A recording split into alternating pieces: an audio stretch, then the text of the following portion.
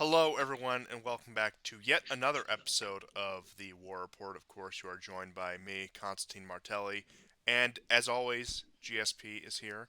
We have quite a Hey. bit of news to cover.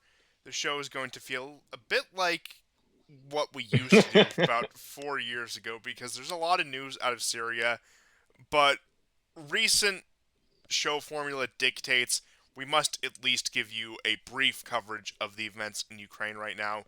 And Yeah. as always, GSP is researched down to the letter, down to the front.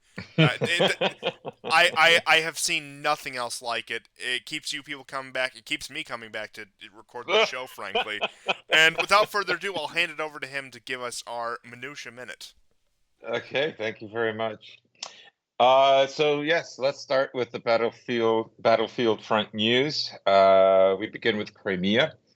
There was an apparent attack by the Ukrainians on a town north of Sevastopol to hit a train station that the Ukrainians believed uh, was moving caliber missiles, and so it's all over, their media, but there's no proof. There's no satellite proof. There was in the town a drone did crash, and it did injure a civilian, but it does not appear it's taken out a train full of caliber missiles, which really would have been like quite a light show. Um, Drone attacks were also attempted later towards Sevastopol, which were shot down or shot out of the water. Um, Lots of hits on what are, I think, could be termed as either command centers or housing centers for mercenaries. One of the first was in the Kiev region of Zhishchev.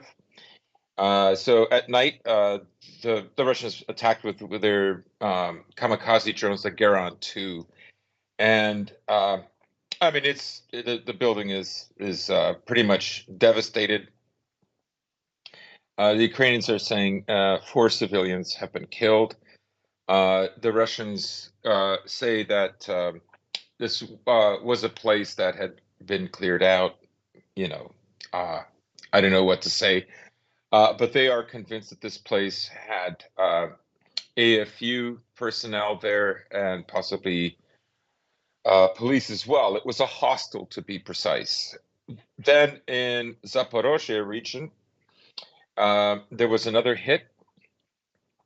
Even Zelensky said this should not become just an ordinary day in Ukraine. Uh, this was another building that was suspected of having again mercenaries or AFU soldiers who are in these buildings. Uh, I can't really confirm one way or the other. Um, Maxim Tucker, a few days back on his Twitter, reported from Zhytomyr that there was a hit, and the blaze has been going now for over a day. Um, I know that the Ukrainian sources have also said that the Russians are stepping up attacks on oil depots, fuel depots. And just to go back to the attack, the first one in the Kiev region and Zhichev, a substation was attacked there as well. Um, and Melitopol, another terrorist attack. Well, I forgot to say last week that there was a businessman that was killed. Uh, Two other people in the car were injured, but the businessman was found alive. He was rushed to hospital, but he could not sustain his injuries and died. And there was another attack in Melitopol, this time against a police officer. Um, he has survived, but it tells you just how acute this problem is from time to time, and it's usually in the Zaporozhye region where this happens, uh, and often Melitopol. And I think this has to do with probably the upcoming Ukrainian offensive, that there are a lot of Ukrainian operatives there, it's not just people who are like broke poor and the Ukrainians promised them whatever amount of hivras or whatever if they give the coordinates. The show has dealt with that. There was an entire family with two children that was wiped out by their neighbors. Like, obviously, this is just some kind of a resentment. But the Americans do love the HIMARS. So uh, the other story that's also coming out of the Zaporozhye region is now there are videos of this. There were two attempted reconnaissance with force attacks um, in the towards the Gila region. This is kind of central um, Zaporozhye. Think of it like halfway between the Dnieper River and Ugledar. And I saw video footage of the first one. It appears like four vehicles were knocked out. I could definitely see at least one of them was, I believe, one of the American or Turkish supplied armored personnel carriers, and there were some dead of the Ukrainian forces. But apparently, a larger attack was supposed to take place, and the combined 58th of the armed forces of Russia decided to hit some warehouses. So the Russians, I think the trend that I'm trying to get at is they're going after more and more of these places. It could also mean that maybe they're more accurate. We know now, even according to Ukrainian forces and Ukrainian authorities, that the Russians have begun using guided bombs. The Ukrainians are waiting for that kind of munition supply, but the Russians have already begun to modify all their bombs to essentially have more accuracy. Um, um, no one knows again, like in Gallipoli, in the Zalichny, this is the town where it happened. The Russians claim it was a huge hit, uh, upwards of 500 dead and injured. Uh, Again, we don't know. Uh, we know that the city turned off or had its internet turned off during the attack. In Zhytomyr on the 22nd of March, another Russian attack. Again, these were oil depots. Now, to continue with the war front further east, in Ugledar, the Russians have managed to recapture all the dakyas on the river, uh, and they are now next to the highway that leads from Ugledar or up towards Donetsk and the Marinka area.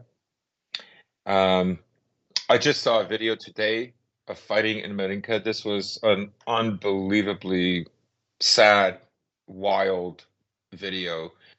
Marinka is a town just outside of Donetsk, very, very close. You could consider it a suburb. It's just a few kilometers away, outside of Pesky, which is like right next to Donetsk.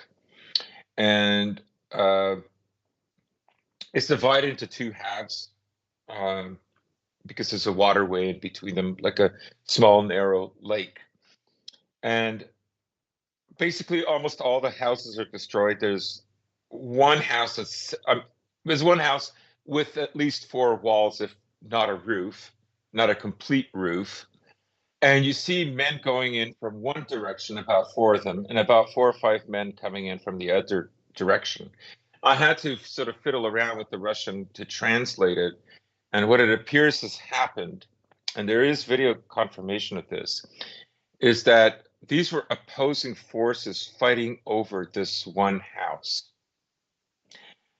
And you can see that before the mortars start flying, and apparently it was the Ukrainians who started shelling the area with mortars. Although it's important to mention that I didn't see, maybe I saw one mortar hit the house, but long before the house was ever hit by a mortar, and again, mortar fire seemed to be happening around the house, is I saw a puff of smoke. So the the wording had it that a firefight broke out, grenades were even launched at each other, and all of them died. It was even though you don't see it, it's an incredibly intense video and then very sad, especially the music that accompanies it. It gives you an idea of just how bloody this conflict really is. Now, the Russians managed to move several blocks for this, but it's come at quite a cost to both sides. And yeah, truly remarkable. Now, the main battle, of course, is Bakhmut. And there are conflicting reports about Azov. Most are saying that Azov is nearly taken. Some are saying it is taken. But just a little earlier today, because there are fights happening in the evening there. Of course, it's well past midnight now in Russia and Ukraine.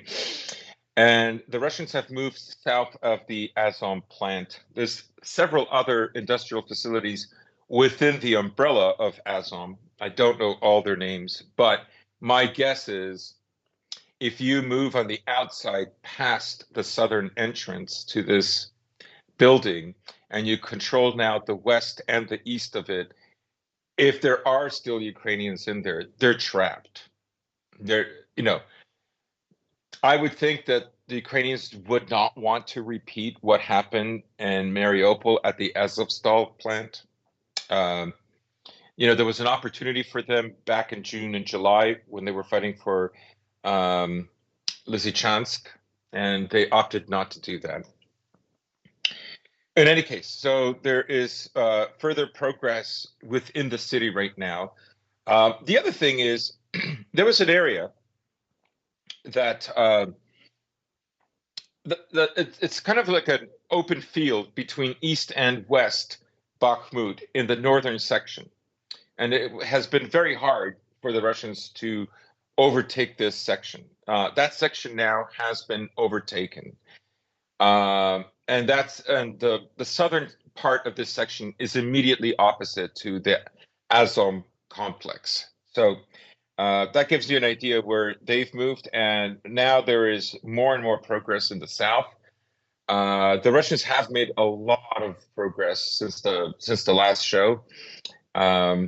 So the Budanivka district is under full control of the Russians, and the district next to it, to the east, is almost completely taken. They're now advancing in the Samolyet district and are taking over Donelek, Troysk. Even I can't do this. Donelek, Trosetskoy. We're in uncharted territory if you're Yeah, struggling to pronounce this. I'm sorry. For So this is longtime adjacent to viewers of the the. show, you should know what a watershed moment this Uh, is when GSP of all people cannot pronounce these town names. Usually I can, Budanivka is not a problem for me to say, but this is really, I mean, it is Donele Trosetstroi. Donele Stroy, I know, is to build, right? So, anyways, this area is adjacent to the Avant-Garde Stadium. In other words, the Russians are almost in the center of Bakhmut right now. It is suspected that the Ukrainians are keeping and fortifying West Bakhmut because it's on higher ground. So there's a strong possibility in a week that the center of Bakhmut will give, and then what will be left is just the western portion of Bakhmut. The other news coming out of Bakhmut, of course, is that there are still 10,000 civilians living there.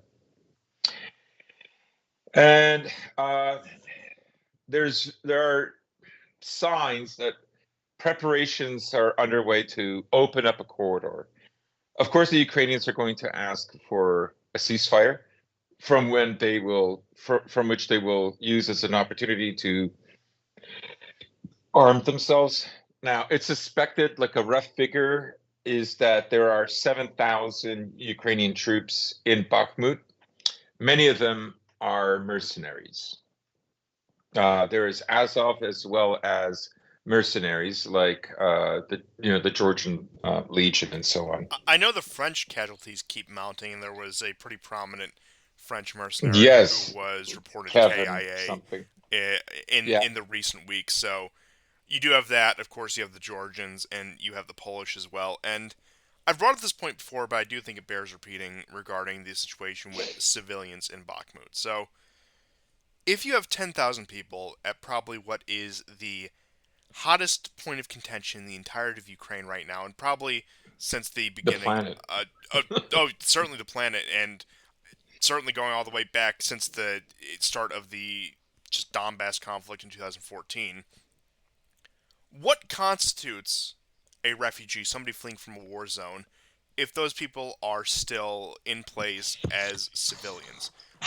Under what circumstance is somebody who lived in Lvov before 2022, who went to Poland or wherever, considered a refugee if Bakhmut still has civilians? Now, I'm under no illusion the entire country has been affected by war. There's been strikes across the country. I'm under no illusion. But when you're in the thick of that, and those people have not either been forced to evacuate or voluntarily have not evacuated, it really raises the question as to what constitutes a refugee, which I think has a lot broader implications when you start to apply this elsewhere and you start to even go back in time a little and look at what many of the qualifications for a refugee were during the 2015 wave when you had a bunch of people allegedly coming from Syria and Iraq, in which they found out that only roughly 30% of them originated from there.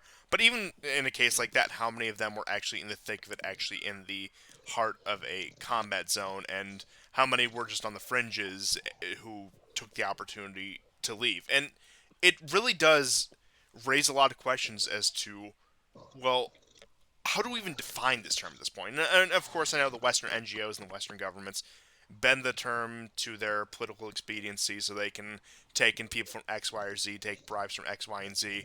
But it raises a lot of questions that I think are, frankly, too difficult for them to answer, that I would really like to see what excuse they would give, because I would not expect an honest answer from any of these people, but I really like to hear their own justification or the line that they try to sell to the public on that kind of thing. Hmm. And this is sort of tangentially related to the issue that I brought up last week about the lowest numbers of soldiers fighting on the front lines in Donbass are from Western Ukraine. Western Ukrainians think of themselves as superior to other Ukrainians, particularly those that speak Russian and not Ukrainian or didn't learn Ukrainian. And Oh, it for is, anyone, just to carry on that point, for anyone either on Twitter or Telegram, I would certainly recommend it. Who follows Lord Bebo, posted and just a series of videos about just confrontation of Eastern Ukrainian refugees who haven't left the country but are living in the western parts of Ukraine. And there were yes. several where these people just get harassed on the street for speaking Russian. And then there was the one where this man from Eastern Ukraine who is a Russian speaker uh, was a taxi driver for this Western Ukrainian woman, and they were just Oh, going at it about the entirety of the conflict and just really just the global state of Russia and America and the world in general. That was a very interesting exchange. There was the one woman who had reported in one of those videos that uh, the locals, and I think it was Odessa, it, which just to show how much the city has changed since 2014. You had just the locals there, the local Ukrainians heckling these people coming in from the east, saying, "You should have stayed in Mariupol. You should have died in Mariupol." Blah blah blah. It's things like that, and it's disgusting. I mean, we've been saying this since the beginning of the conflict, and they're doing Yeah. the same things to the Hungarians in the country, the Romanians in the country, anyone who is of a quote unquote non-Ukrainian group. Which I'll have more to go back to actually some of Zelensky's comments from a few years ago on this in a moment, but they view them as people to be Subhumans. subhumans, people to be sacrificed to the meat grinder, people to throw at Russia. So for them, it doesn't matter what the casualty numbers look like when you have these Russian speakers, these Hungarians, these Romanians, these whatever else out fighting in Bakhmut. In fact, they think it's a great thing. They simultaneously, and it becomes very contradictory, where it's all Ukraine, they're all one united Ukrainian nation. This land has been Ukrainian since the days of the Rus, but also these people who are Russian speakers as their first language, who've been living in the country, are not Ukrainian, despite the fact that's the exact claim the Russians would make, and in fact, it's a large justification of why Russia is waging this war right now in order to reunite these people on this land with the Russian homeland. Which, look, I that say clearly for any of you who've listened to the show for any amount of time know that I'm generally sympathetic towards that Russian case right there. But I think it's extremely rich coming out of the mouth of Western Ukrainians, where they really need to tie themselves into this knot to justify that these Eastern Ukrainians are completely beneath them, yet they're still part of the Ukrainian nation, and Russia cannot have an inch of it. Right, right, exactly. There was a video of a soldier in the trenches who said, those guys from Western Ukraine, they've already effed off, they're back. We're now in the trenches alone, which is always the case because I speak Russian. Uh, And it and does make you wonder at this point. Oh, and I know language and ethnicity aren't necessarily tied together. And possibly the classic example you would give is the Irish mostly speak English, but they certainly don't think of themselves as English, nor should they really, because it is a distinct identity. So there are cases where language and ethnicity can diverge from one another. But in a case like this, you have to wonder when you have these Russian speaking Ukrainians who, for all I know, may see themselves as Ukrainian ethnically or as a nationality or whatever else, at what point do they still see this as a cause worth fighting for? Do they fear that much getting either imprisoned or gunned down by whatever Western Ukrainian commissars in charge of their unit, or do they genuinely believe in this Ukrainian project as a sovereign, independent nation, even though we do speak different languages and we don't want to be under Russian dominion? And it really calls into question what's the motivation for these people to fight, and how is morale maintained under these kind of conditions? right, right. You, you know, um, in many ways, the Ukrainians have never been like other people. Have never. There are certain groups and nationalities who were reprimanded after World War II for support of the Mustache Man. Uh, but because America always knew that it would go to war one way or another, uh, because the long-held dream that was Britain's and then later America's to conquer Russia would not go away. And so, Lithuanians and Estonians and Ukrainians were never really reprimanded for this. And that's why you have like the former diplomat to Germany from Ukraine, Melnik. Melnik has gone to Bandera's grave and celebrated there every single year. It's it's common. I mean, on German media, you can find videos about this, right? And now they have to keep quiet because they've got a bigger fish to fry, as it were. But that's what it is. They were never reprimanded precisely for this role, and in many ways, Uncle Thomas had a video today, and I commented, about like a lot of these LARP or Fed posting chat groups or whatever. They're all over different platforms. Um, but essentially, right, like the West has always needed white nationalism uh, to some degree, right? But it cannot be tolerated within its own space. It's not really a threat to the regime, but it can't be tolerated either. It has to always be directed at Russia, right? So in some ways, they themselves have created this, right? Um, Everybody knows. I mean, and think of like this war in a way epitomizes the way the forerunner to the CIA, the CIA was formed, right? First with the Frankfurt School,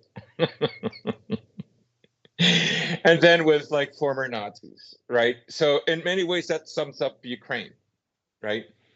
Um, America brought them together. Uh, of course, for its own end. Um, I'll just wrap up the rest of the frontline Yeah, news, and go that ahead. is most so the huge areas that the Russians have captured north and west of Bakhmut and the southern part. Chasiv Yar remains a very contentious ground with ground going back and forth. But the northern part seems to be quite stable. It's a very large area, so I'm assuming that there are more Russian forces there now. They are inching towards Seversk and towards Kramatorsk. Now, further north in the front line, there is fighting just on the outskirts of Kupiansk, and the Ukrainians have begun digging trenches outside and on the west side of Kupiansk. I think they do fear that if those extra 160,000, I don't know how many volunteers there are on top of the 160, but that force, roughly from 160 to 200,000, that's not including the force in Belarus. I would presume that they're afraid that the Russians are going to try to make a sweep coming down. They certainly didn't have enough forces last year when they tried that, and that is what caused them to lose Kharkov, the territory that had gained around Kharkov. So that's it for the update on the battlefield. And once again, appreciate it as always. And there's just a Thank couple you. of news items I'd like to add on top of what you had reported. So, carrying on the theme of ethnic tensions within Ukraine and just the real, and I know this term gets thrown around a lot, but one of the few cases we actually use it, dehumanization of others when it comes to this is the continued conflict around the issue of the canonical church versus the State Department church, Mm, as we'll call them. So, I believe and somebody can correct me if I'm wrong, I believe the eviction date for the canonical church from the Lavra monasteries is set for Monday, March 27th, which will be a day after the show premieres. And there's just been still increased harassment. You've had Ukrainian security forces arresting priests of the canonical church in the middle of just the liturgy in general. And I mean, we all know exactly why they do this because it would be a much easier project just to get these guys in the middle of the night, just kick down the doors at 3 a.m. and be done with it. It's a terror tactic. They go in to what is quite literally a sacred space and arrest them in front of everyone and send that message that if you are not aligned with us and our State Department backed cult, then this is what's going to happen to you. And we will continue to do this and we'll be harsher about it. That's first and foremost what's going on here. And you even have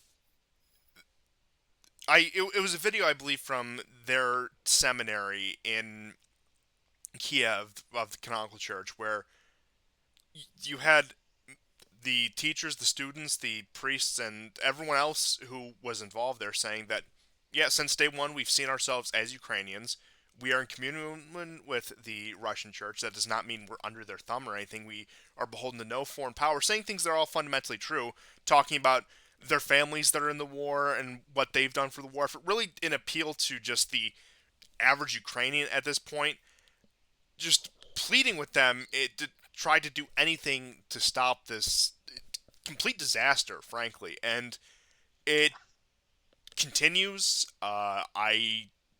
We'll see the ultimate result of this, but what I thought was initially just something that they were going to keep as a low level thorn in the side in the terms of this State Department cult, they have committed completely to pushing this as the church in Ukraine. yeah. And they are not going to tolerate any dissent. They're not going to tolerate any differences. That any connection, any trace connection to Russia must be eradicated. And you see this in the way Ukraine is renaming streets and everything. These things that in 2014 they would have claimed all these figures as Ukrainian heroes and Ukrainian cultural figures. They're erasing them right now. I think it was the They were tearing down statues. I think it was of uh, the Nevsky statues. In which case, they claim him as a Ukrainian. They claim he was part of that Rus identity. And then Yeah. in 2022, it's he has to go because he has too many connections to Russia. We can't have a statue of him. Where Yeah. th- not only has the Color Revolution force, the Maidan force, we'll just call them for the sake of simplicity, succeeded in severing Ukraine from Russia, at least in those terms, succeeded in starting a significant movement to do that. But they've also succeeded in severing the Ukrainians from their own identity, which, I mean, of course, these people aren't great lovers of Ukraine or the Ukrainian people or the Ukrainian struggle. They're simply just tools. They're another meat shield between them and Russia at the end of the day, and we all know that's the way they've treated them since 2014 and even beforehand. You can go all the way back to the documents that Soros and his NGOs are putting out about how we need to convince the Eastern Europeans to take up the struggle against Russia so we don't have to, blah, blah, blah, blah, blah. Yeah, And 1993. You can find it on yeah, his website. I got it's it. it's public information. It's not hard to find at all. Saying that, yeah, you people are going to be sacrificed to a meat grinder for our own ends.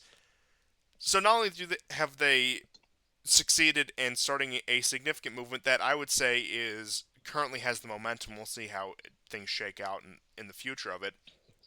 To sever any ties to Russia, they've deracinated the Ukrainians from their own culture, where they'll name it after American criminals who OD'd on whatever it may be, uh, or LGBTQ CIA figures. Have they? Do they have a Harvey Milk Street yet? I don't know. Probably. If Remember they were gonna have a street or a statue named after some porn star?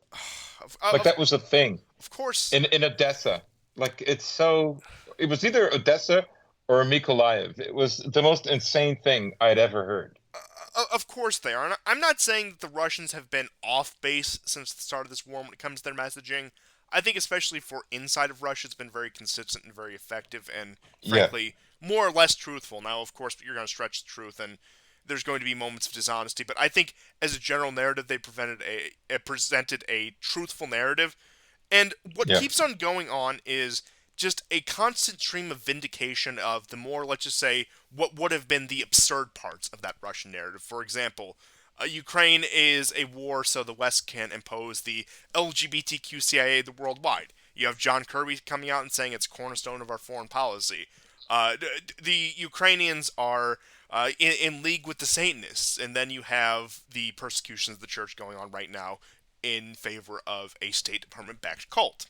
And well, they also defiled all these churches, including one of the churches above the Lavra in Kiev, where they like um, this is, but also they had like these sort of semi pagan, like modernist kind of, I don't know, Netflix show people in costumes in a Uniate church in Lvov. And I'm just thinking, like, what has happened to you people, right? There's other ones where they put on disco lights, others where they dress up in traditional clothing and sort of play this very sort of folky, exciting music, um, on, on the altar. Like, it's just bizarre. I mean, just to go back to the ultimate point, perhaps the richest irony of this entire Maidan project is that de-Russification has gone to such an extreme they realize that they have to abolish most of Ukrainian culture in order to conform to it. Right. I mean, really, they are on track to, like I've always said this, even when you first had me on the show from time to time, I would say, um, in Europe, if you want to emigrate to America, don't worry, let America in, and you'll feel like an immigrant in your own country soon enough. Is that not the truth? I've said this, and I say this as somebody who can only fluently speak English. Now, hopefully, give it some time and some effort, that will change on my part.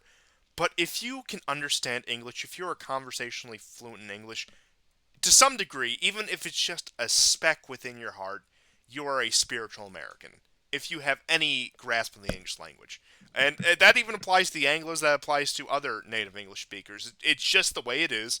It's just the way Hmm. that the cards have shaken out that no matter how much you distance yourself, myself included, who, as you can tell, I've more or less lost hope in any even genuine American project at this point. You will always have a touch of America in your soul if you have an understanding of the English language, and I mean that's ultimately what it's come to, and it's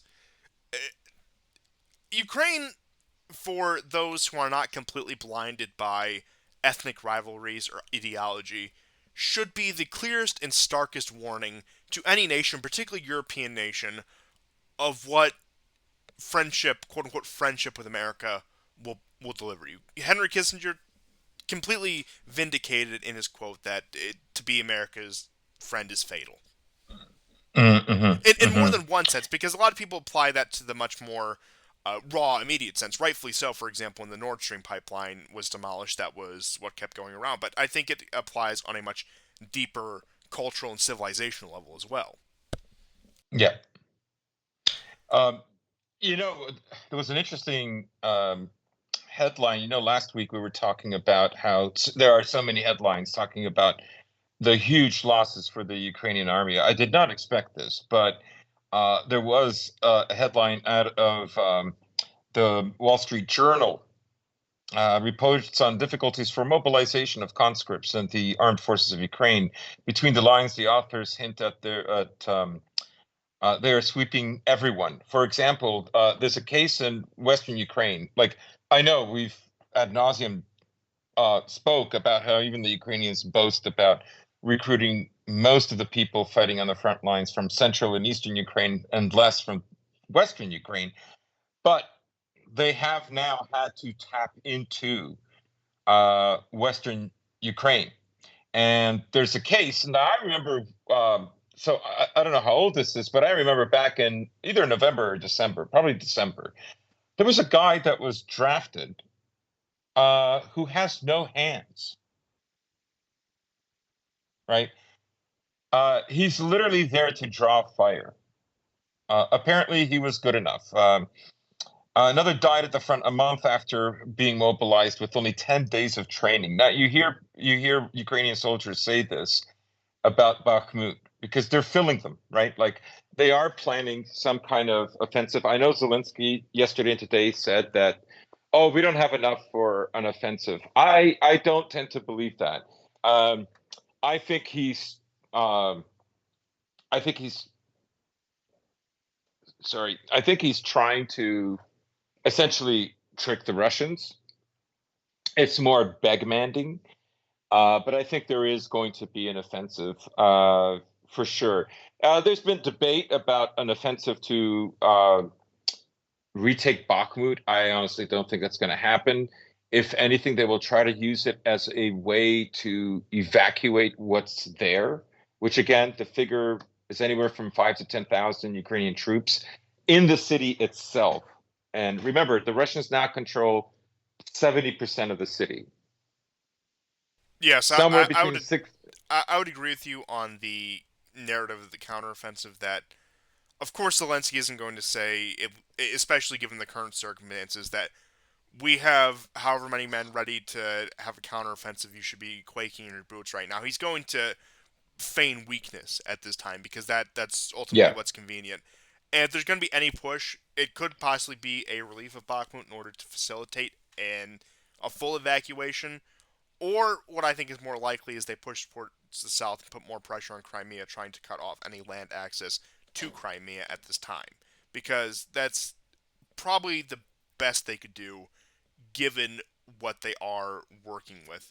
And I did see that there was footage circulating around, and you always have to be a little skeptical of this, so take it with a grain of salt. But Ukrainian soldiers who were masked and everything, completely anonymous, saying that we refuse to go into Bakhmut and that we're not going to throw ourselves in this meat grinder. It is a pointless and senseless act to try to fight for the city at all anymore. So morale has also dropped there as well. Yes. My guess is that they have two choices. They can either have a spring offensive into Zaporozhye to split the land bridge in two, or they can try to save Bakhmut or save the troops there. Uh, I think it's going to be a juggling act. Well, I do think it's also They need to interesting start the. Mm, because the new president of the Czech Republic, who was a former yes, top brass at NATO, yes, and Pavel, former is. communist member. It's funny how these cards all shake out. It's that these people have no real ideological motivation, or just tied to their own careers and own position. But Exactly. that's neither here nor there. But he was saying, and big NATO shill post 91, one of those people, that if the Ukrainians, quote unquote, fail their upcoming counteroffensive, implying there will be one, that they're going to have a hard time convincing the West to continue the level of support that has been maintained throughout the war. Which, whenever they have these kind of comments, now the Pentagon vaguely hinted at this, if the Ukrainians don't see any major progress by the autumn of 2023 this year, that they may have to be forced into a position of negotiation with Russia. And even you had Blinken come out and saying statements that perhaps Ukraine can regain territory and means other than warfare. So you have these sort of statements, but when you have something like that threatening to cut off Ukraine or to reduce aid to Ukraine in the result of a failure, they're going to launder these kinds of statements through somebody like the president of the Czech Republic, somebody who really does not have that much weight to throw around, has the background to have credibility. Example, former NATO general, but this isn't Macron saying this. This isn't Biden. This isn't Sunak or Schlosser. Any of the quote unquote significant players. Any of this coming out and saying that they're Mhm. laundering the statement through one of these, to quote the beloved Emil Kosmin, one of these weasel countries. He's in Romania now. Yes, Yes, yes. I am in Weasel Country, Romania. um, yeah, I was gonna. I don't know if the last show did we touch on depleted uranium shells that the British are going to supply the Ukrainians for their 14 Challenger Briefly, tanks? briefly, I believe, but I don't think we got into any Yeah. significant detail about it. I mean, it's interesting because now we're at the 20th anniversary of the bombing of Serbia with depleted uranium by the Americans, and Also, 20th although anniversary of Iraq as well. yes, sorry, I meant to say 24 years ago. I don't know why I said, yeah, you're right, Iraq as well. And what's interesting is both these countries were bombed by the Americans with depleted uranium. And anybody who tells you, like including the female lesbian minister of Scotland who signed off on this shipment, they're wrong. Depleted uranium not only will harm the soil in Ukraine, right, Some of but the it most will harm the fertile children. farmland in Europe is just mind Yeah, blowing. I mean, how else can you look at it? The British are basically saying we're probably not going to get this, so we're going. If we can't have it, you can't have it, right? It's the same kind of premise. Why Quite the literally Ukrainians fight? scorched earth. Yes, scorched earth. It's why the Ukrainians are so reluctant to let go of any town because, like, well, if it gets destroyed, I mean, this is where those Vatniks live. That they hate us here, anyways. So it doesn't matter to them. They're not emotionally attached, right? And I mean, just to briefly return to that Wall Street Journal article about the Ukrainians having a difficult time recruiting. Remember a few months ago, the Ukrainian authorities had asked the EU to begin finding ways to send these men back. I guarantee you that most of those men who fled before the war, they're Western Ukrainian. They're either Central or Western Ukrainian. They that went to the EU. Or Um, Poroshenko's son, who calls himself a Russian. yeah, it's so rich. Like, what the hell is that? Um, the only other bit of Ukraine news in Ukraine is the IAEA no longer considers establishing a demilitarized zone in Zaporozhye nuclear power plant. I mean, this is just uh, such a ridiculous story that we have to endure from these people, pretending that there's just no way of knowing who was shelling this nuclear power plant, uh, even though the Russians control it, and there are Russian security around the building. Like it's preposterous, right? That you have to endure this kind of thing. You have to be really, really emotionally attached to the Western narrative and to the West to believe in that.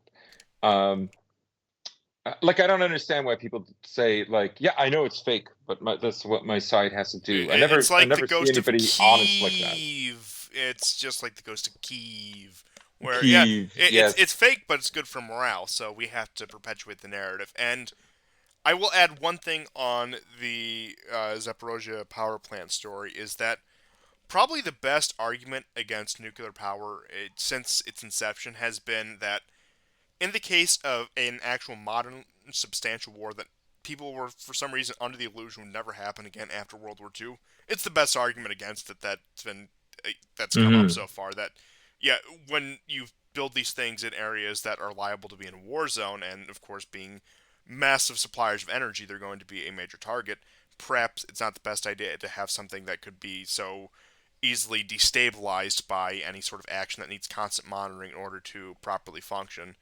Perhaps that's the best argument that's come up with this so far. And the last story Yeah. I will leave you with on the topic of Ukraine and others is, and really the last topic I did want to add on the story of Ukraine is allegedly the Russians are deploying their T-54s into battle. Now, of course, a T-54 is a tank model designed in 1954. Now, that does not necessarily mean the tank came off the production line in 1954. It's just a model that was developed in 1954. So far, the bulk of the Russian tanks have been T-90s and T-72s. Now, keep in mind, Russia is the country that leads the world in tank reserves. Undoubtedly, they have everything, and of course, a lot of those are going to be old, what we would call obsolete tanks. Admittedly, they are. But I think this war has created a bit of a misunderstanding with a lot of people, whether that be a genuine misunderstanding or people who are trying to be malicious about this. Because you have the people celebrating when, say, Poland or Romania or one of these other former Soviet bloc countries will send their old T-54s from the Soviet era to Ukraine. That is going to push back the evil Russians and going to be the key to victory. But when the Russians break it out, it truly is a sign of desperation. And because the Russians aren't fielding their most modern T-14s or T-90s or even T-72s, and even though that's not true, they are fielding T-90s and T-72s in great numbers. What a lot of people don't realize, especially with their vision painted by wars like Yugoslavia, Iraq, Afghanistan, whatever, these high precision, advanced 21st century weapons, as we'll call them, are not necessarily, and I'm not just saying this as a cope. I accept that, yeah, the Ukrainians getting T-54 is significant because a tank is a tank. A tank can be souped up. A tank can be modernized. I'll get more into detail about that. But these 21st century weapons are not viable weapons platforms when it comes to a conventional war like this, where I'm not going to even call Ukraine a near peer to Russia, but with the amount of aid they're receiving from the rest of Oh yeah. NATO, they have become a formidable opponent because of the constant stream of outside support that they're getting. And it is a lot of that older, more obsolete things coming from the West that they are getting. For example, like those old Soviet bloc T-54s. Now, they are starting to get new stuff as the Western stockpiles are being depleted, but what you need to understand about these conventional wars is a lot of it is a numbers game. And to go back to the example on the Western Front of World War II, a large reason why the Americans won tank engagement after tank engagement is simply because they had the manufacturing power to crank out more tanks than the Germans. The American tanks were of lower quality, and the tanks that they would supply to the other Allied forces were of lower quality. But eventually, they were able to outnumber the higher quality, better designed German tanks because that's ultimately how tank warfare and a lot of this warfare in a conventional sense works. These precision weapons are only so much of an advantage when, say, you're fighting against Iraqi insurgents or the Taliban or Syrians or whatever. After a Yeah. certain point, it becomes more of a nuisance to maintain. And having these things that are these older models that were built at a time when people expected that there might be another conventional war, for example, between NATO and the Soviet Union all the way back in 1950s, 60s, 70s, whatever. These are weapon systems that are much more practical for a conflict like this. Now, if Russia is breaking out T-54s, that means I'm not going to say that's a good sign, which I mean I don't think they are to any great number at least, but it's not a doom and gloom sign. It's a sign that they No, no, need no, more no. equipment, and that doesn't even necessarily mean their T-90s and T-72s are depleted. That just means they need more equipment. Perhaps these are going to the They're Donbass bringing in forces or more what. T90s to begin with. Yeah, yeah. Just to touch on that point alone, but point being is, I'm just going to play devil's advocate, see the premise that they are driving in a bunch of T-54s. Well, at that point, it doesn't necessarily show that there's been a depletion of the more modernized tanks. It just shows that they simply need more tanks, and that's what these are made for. They are made for numbers warfare at the end of the day. And like I said, I'm not going to play this as some great cope. I do think it's significant, once again, to address when the Ukrainians get these older weapon systems, when they do get these Soviet pieces of artillery, whatever, because when it comes to a more conventional war like this, those are the kind of things you want. You don't want these things that are high maintenance that you have to keep at bases hundreds of miles away in order to even just keep up to standards in order to operate against some insurgent group. And a lot of people have forgotten that conventional wars do exist. The past 30 years of American interventionism, and I mean, even going back to, say, something like Vietnam, has completely snuffed out that idea. The Americans have lost the idea of what a conventional war is because they have not fundamentally fought one since Korea at best. Hmm. I'll give you what I think the use case scenario is going to be, and this is based on watching this war like really closely, several hours every day. Talking with other people who are doing that, not just you, but including my brother. And I think what's obvious is there's a few videos of tank battles, but very few. What you see basically is tanks working in conjunction with armored personnel carriers. They drop off these guys to go storm a trench, and then they back off right away. Because why are they doing that? Well, because they know they're going to eventually get hit by an ATGM, anti-tank guided missile, right?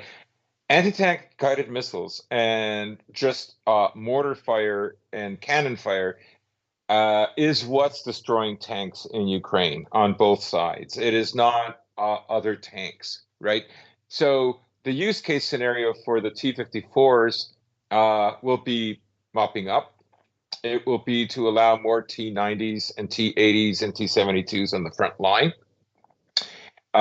Remember that this is the Ukrainians themselves received some T-54s and maybe T-55s from the Czechs and the Poles, and all of them have active armor protection now. They all have like I don't know if it's cutting edge 2023, but they have night vision and guided Oh systems. no, these systems are all very easy, at least from people who are technically It, competent, to jerry rig into what you'd need them for in these kind of scenarios. Once again, this obsession with these high tech precision weapons, even coming from the Russians and the Chinese to an extent, not so much as compared to the Americans, but it's just that it's an obsession over something that is really not realistic beyond the engagements with insurgents in whatever small country in the Middle East or Africa that you're concerned with. But when it comes to actual warfare, it's like the situation that you described. It's these escorts for these armed personnel carriers, not so much tank to tank battles,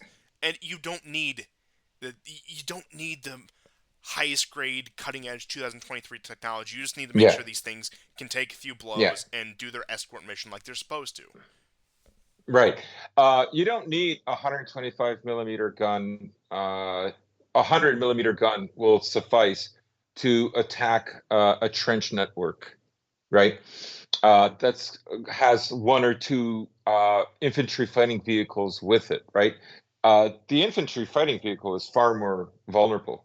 It's um, it's helped because its gun is so rapid firing that it both in its rapidity of shooting it both protects itself and the tank next to it. But just a little aside, you've heard a lot about the Leopard ones and the Leopard twos that the Germans are donating along with other countries. So remember, if you hear that Russia is also using T-62s, the T-62 was the first tank in the world with a smooth bore gun. The generation of Leopard 1, which came into being in the late 70s, 78 maybe. The T-62, I think, went into production like around 68, if I'm not mistaken. So there's about 10 years separating them. Well, the Leopard does not have a smoothbore gun, and a smoothbore gun fires faster. And I do think it's more accurate as well. Those wheeled tanks by France that the French are sending. Remember, that thing cannot fire accurately while moving, so it has to come to a full stop before it shoots. In some scenarios, that's enough. We've seen in this war that the tanks play almost like a very mobile, short-range artillery unit, right? Um, so it's not the Battle of Kursk. We're not going to see the Battle of Kursk again. Those days are gone.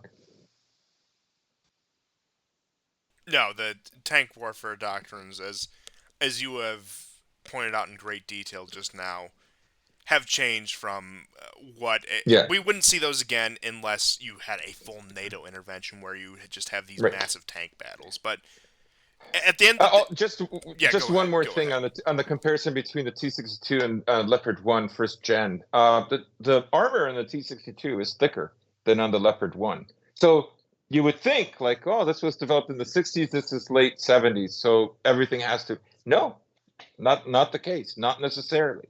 And Yeah, once you I upgrade think these tanks with night vision and better guiding systems and communication systems and active armor, like they're not so bad. They play a more effective role.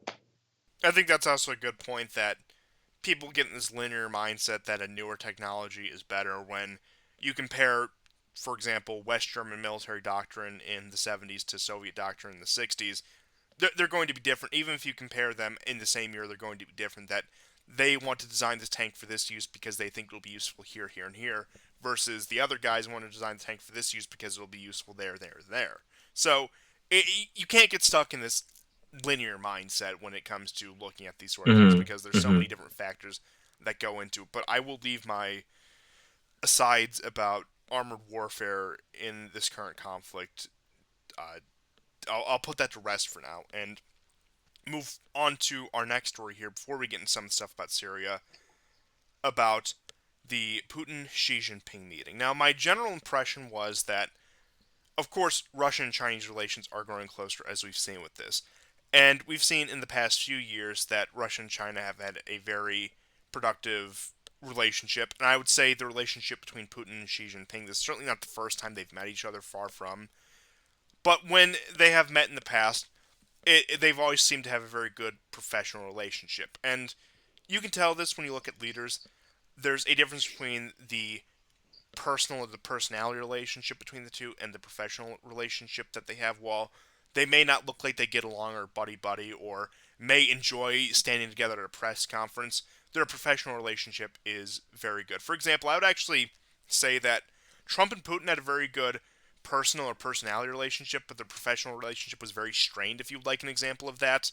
And Hmm. in the past, I've seen it where Putin and Xi Jinping have always had, well, I'll just say uh, I wouldn't say neutral, but a neutral to amicable personal relationship where it doesn't seem like they have really connected each other, but they understand things. They're not at each other's throats. They don't annoy each other, but they've had a very productive professional relationship. I think what we've seen with this recent summit is that it did cross over. This did seem like two people that were very much on the same page, even on a conversational level at that point.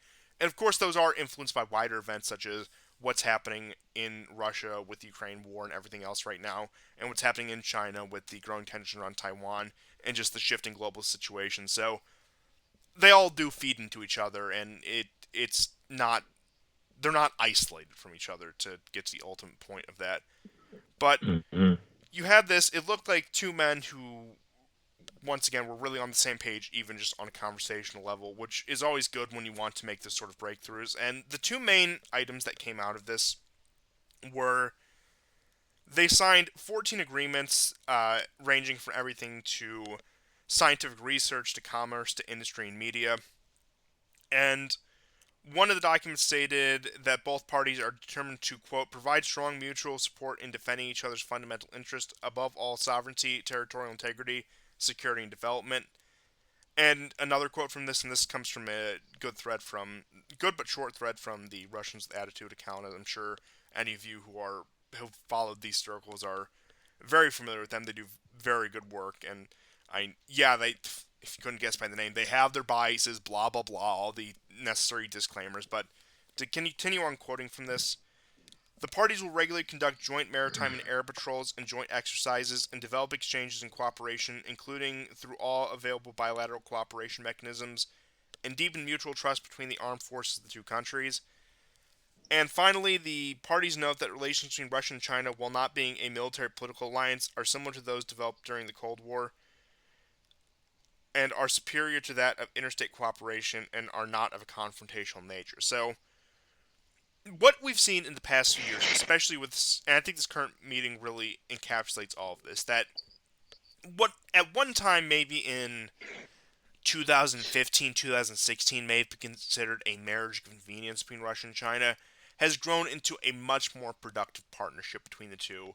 And while they're certainly not strong allies at this point, they are nations on very good terms with one another. And whether we will see a formalized alliance between the two, you could make the case that we won't, because it's probably actually more advantageous that they don't have uh, inked Yeah, that it's treaties not saying this, formalized. that it's not formalized, that it gives them a lot of room to maneuver given the situations and how volatile these things can be. But when they're conducting joint drills together, which this isn't the first time they have conducted joint drills together, but it's usually been in context with other nations such as Iran and other smaller players in that. But this is the first real Russian-Chinese agreement to have a joint drills. That does show a deepening level of cooperation, and that if tensions are to escalate, we will likely see them stand by one another, even without a formalized alliance. And the idea that China is going to flip on Russia, which even seemed like, I'll say, somewhat of a possibility, and I will say that with a lot of caveats, somewhat of a possibility during this war that China may participate in some sort of sanctions package. I would say towards the beginning of the war, that was actually up in the air, but that has been put to rest, especially with the U.S. conduct towards China, because say what you will about the American foreign policy, and I don't care if you're the biggest ideologue in the world who supports all of America's goals. Just speaking from a purely pragmatic standpoint, America's approach to China, of all countries in this war, has been terrible if they are trying to isolate Russia and trying to cut off Russia from the rest of the world. They have done everything in their power to show China that they should be deepening cooperation with Russia, and it ultimately culminated in this meeting. And I will say once again, their relationship between Russia and China has moved beyond the alliance of convenience status into something more profound. But we cannot If forget you that read it if you did read the start statements, as that. Yeah, go Mhm. ahead. Sorry, if you read the statements, they're like saying we're not an alliance. It's better than an alliance. It has that ring to it. Yes, yes, it does, and it. Uh, like I said, I would agree with you. And here was actually the final exchange between Putin and Xi Jinping, which I found a bit humorous. And even with the video, they're talking, and Putin is seeing Xi Jinping off to his motorcade. Is Xi Jinping said, "Change is coming that hasn't happened in 100 years, and we're driving this change together." Putin said, "I agree."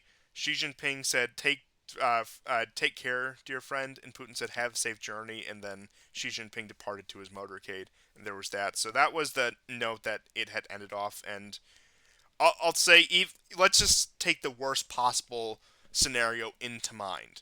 That this is completely staged. That Russia and China are actually at each other's throats, but are putting on a show for the rest of the world. For the sake of argument, we will say that they did a good job. If that's the case, they did a very good job. Yep. And also, to touch on minutia before getting into some of the more substantial agreements, and there's one in particular I want to cover, is that there's the picture as you have all the state officials lined up as the two heads of state walk down Oh, little red carpet thing as they do. It is you have Medvedev and Lavrov just having the time of their lives at this summit, and they're looking at each other. They are laughing. They think this is the greatest thing in the world. This they feel it's as if it's a culmination of everything they've ever wanted. So I will have to say, uh, even if you are a complete ideologue dedicated to the American foreign policy ideal, this was great optics for Russia and China. There's no two ways about it. yeah, and maybe a hint of the extent of their ties becoming stronger might have been leaked by Putin earlier today. And I say that because, we've been talking about the depleted uranium shells that Britain wants to supply Ukraine for its 14 Challenger tanks. Um, but Putin rebuffed and said, these shells that you want to send over, uh, the $1 billion for the munitions for their artillery was also mentioned, and he says, uh, this is not going to be enough. We're increasing capacity 3 times over. Now it's interesting because Lukashenko met with Xi Jinping, and what if, um, like, the suspicion when that happened was that Belarus would play some intermediate role between Russia and China for arming Russia. Do you remember that? Like Yes, everybody, that was never said, of course, but that's what I think all of us thought. I think that's what's going to happen. Is one way or another, China will even go further, but find a way to arm Russia for its artillery. That's what I think. And yeah. I think that's a reasonable assumption, all things considered. And the main news item I took away from this, probably the most significant to come out of the summit, is this report from TASS News Agency, which is a state affiliated media outlet from Russia. And just to read this in brief, Russia and China to reject import of color revolutions to Central Asia, they said in a joint statement.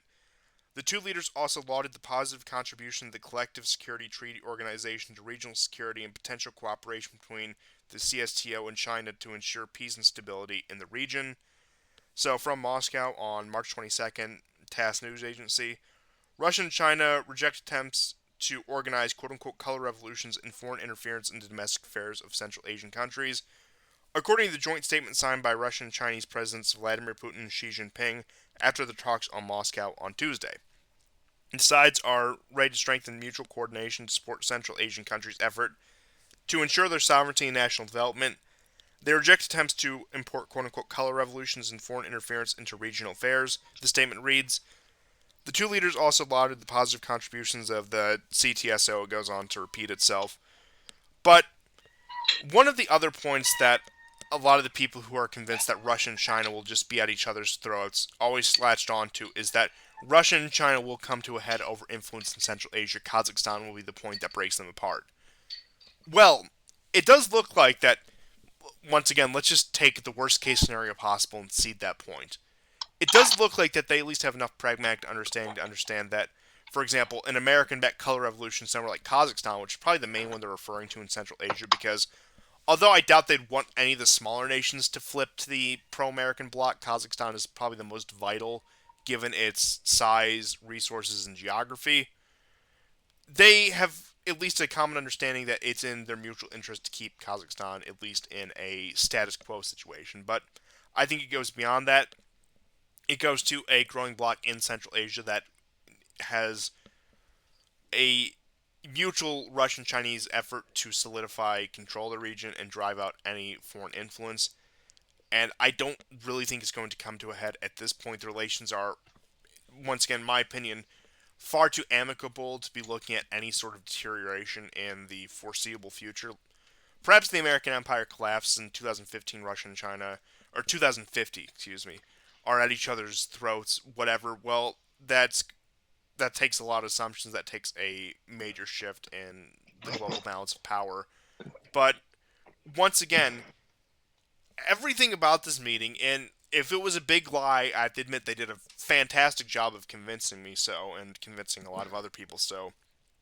But everything about this meeting points to a long term, healthy, stable relationship between the two nations, forming a stable bloc that is actually capable of challenging American hegemony. Now, mind you, for those of you who are in these circles and keep up with some of the commentators and the writers and the bloggers here, which I don't blame you, they're all very good. Uh, Nicholas Soto, who is probably most famous for his Turbo America take, which I've always, I admit, always have found myself in great disagreement with, has even come out and said this is a major change. So you have, and I would use him as representation for a viewpoint that a lot of people hold, that the American empire has never been stronger, it's never been in a better position. Even people like that are looking at the summit and thinking that perhaps things really are shifting. Perhaps the nothing ever happens crowd is wrong and something is indeed happening, which I would certainly concur with that statement. And really, I I don't think I can really say much more about the summit until we see either an explicit or implicit American response to it, because what they're showing the world is, like I said, an alternative power block. And maybe, once again, I love playing the devil's advocate this episode, it's just very fun to do. Maybe Russia and China are just as bad as the American power block, blah, blah, blah, blah, blah. Well, point being is, even seeding that point, giving you that point for free, it presents an alternative to wedge yourself into a better position if you are one of these secondary or tertiary countries trying to get out from under the American thumb. Maybe you will have to deal with the Russian Chinese bloc 20, 30 years down the road, but for the time being, they're a very useful escape hatch. And I Hmm. think more Hmm. and more nations are looking at that, even if they aren't infatuated with the Russians, the Chinese as people, as nations, as civilizations, that there is opportunity to get out. There's opportunities to enrich myself and enrich my nation, and I would be a fool not to jump right on that. And a lot of these, once again, secondary and tertiary nations, whether it be a Turkey, Iran, Saudi Arabia, some of these more resource-rich nations in Africa, somewhere like in Indonesia, some of these nations in Asia, that certainly aren't powerful nations, but have a lot of resources that are either being currently extracted or could be extracted in the future. These nations that could see themselves very much enriched if they play their cards right. India, I think, is probably the biggest example of a nation like this. They're looking at the opportunity. They're looking at the stagnating, if not declining, American-led world order and seeing that there's finally a substantial challenge to this, and there's a lot to be gained if we cast our lots at them and they do succeed, and that it's really an opportunity to take a bet to get out of the American-led system, and that if this bet pays off, which I'm not saying it's a guaranteed chance, but there's a realistic chance at least of this paying off, then uh, I, as somebody in India, am going to find my nation in a very good position in the restructuring of the world order in the 21st century. Well, I mean, just to add to what you're saying is so several developments. Uh, Russia's trade of platinum to China has grown 7 times over. Russia has stated that it's the sale of its energy resources, not just to China, but to Africa, Asia, and South America, will be done all using the yuan. And of course, we already know that part of Saudi trade with China is already in the yuan. We know Iran as well. So, and the other bit of news is China has begun to dump its treasuries. It's at a level now that it hasn't been in over 10 to 12 years. So, back about now, this act by China, the dumping of U.S. treasuries, has gone kind of up and down, particularly since Maidan. So I wouldn't say that it's just been this gradual trend going down. but I will say that roughly from 2018 till now, there's a very steady, precipitous drop, particularly the last 2 years, um, based on the graph that I saw. So, uh, no, if China and Russia are not going to go to war over one another until America is done.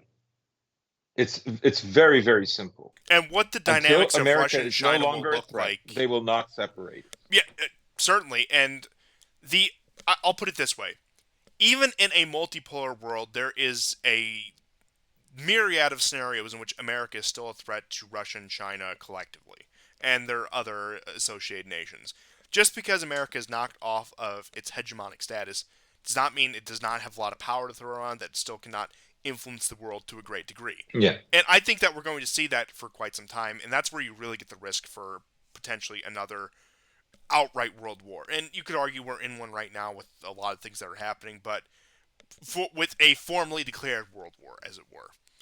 And the, the American Empire would have to become a complete afterthought before Russia and China really start going at each other, or the scenario in which maybe you get another Sino-Soviet split situation. And I'm talking decades upon decades down the road, where you have an American empire that is not on top of the world, but has regained footing and has potential to really wedge itself in between the two. Now, I don't think that's ever going to happen again, at least in my lifetime. And now I could be wrong about that, but we would.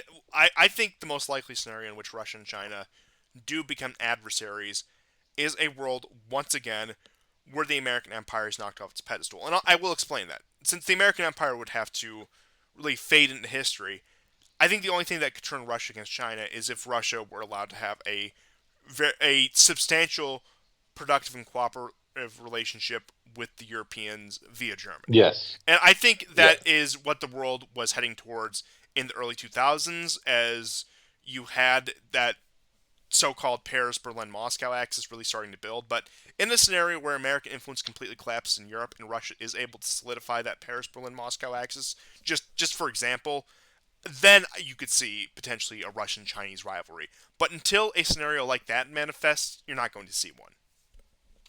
Right. And, even quite late, even until 2020, 2021, it was not certain. Well, 2021, I think the writing was on the wall and Europeans were aware. But you take Merkel, for instance, she did not agree to Ukraine joining NATO. And this is well before 2014.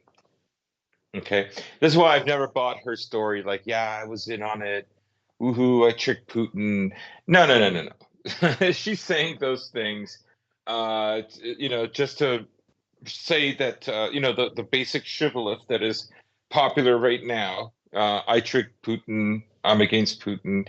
I'm on your team. It's a She's friend enemy probably distinction phrase. buttering up her retirement book deal.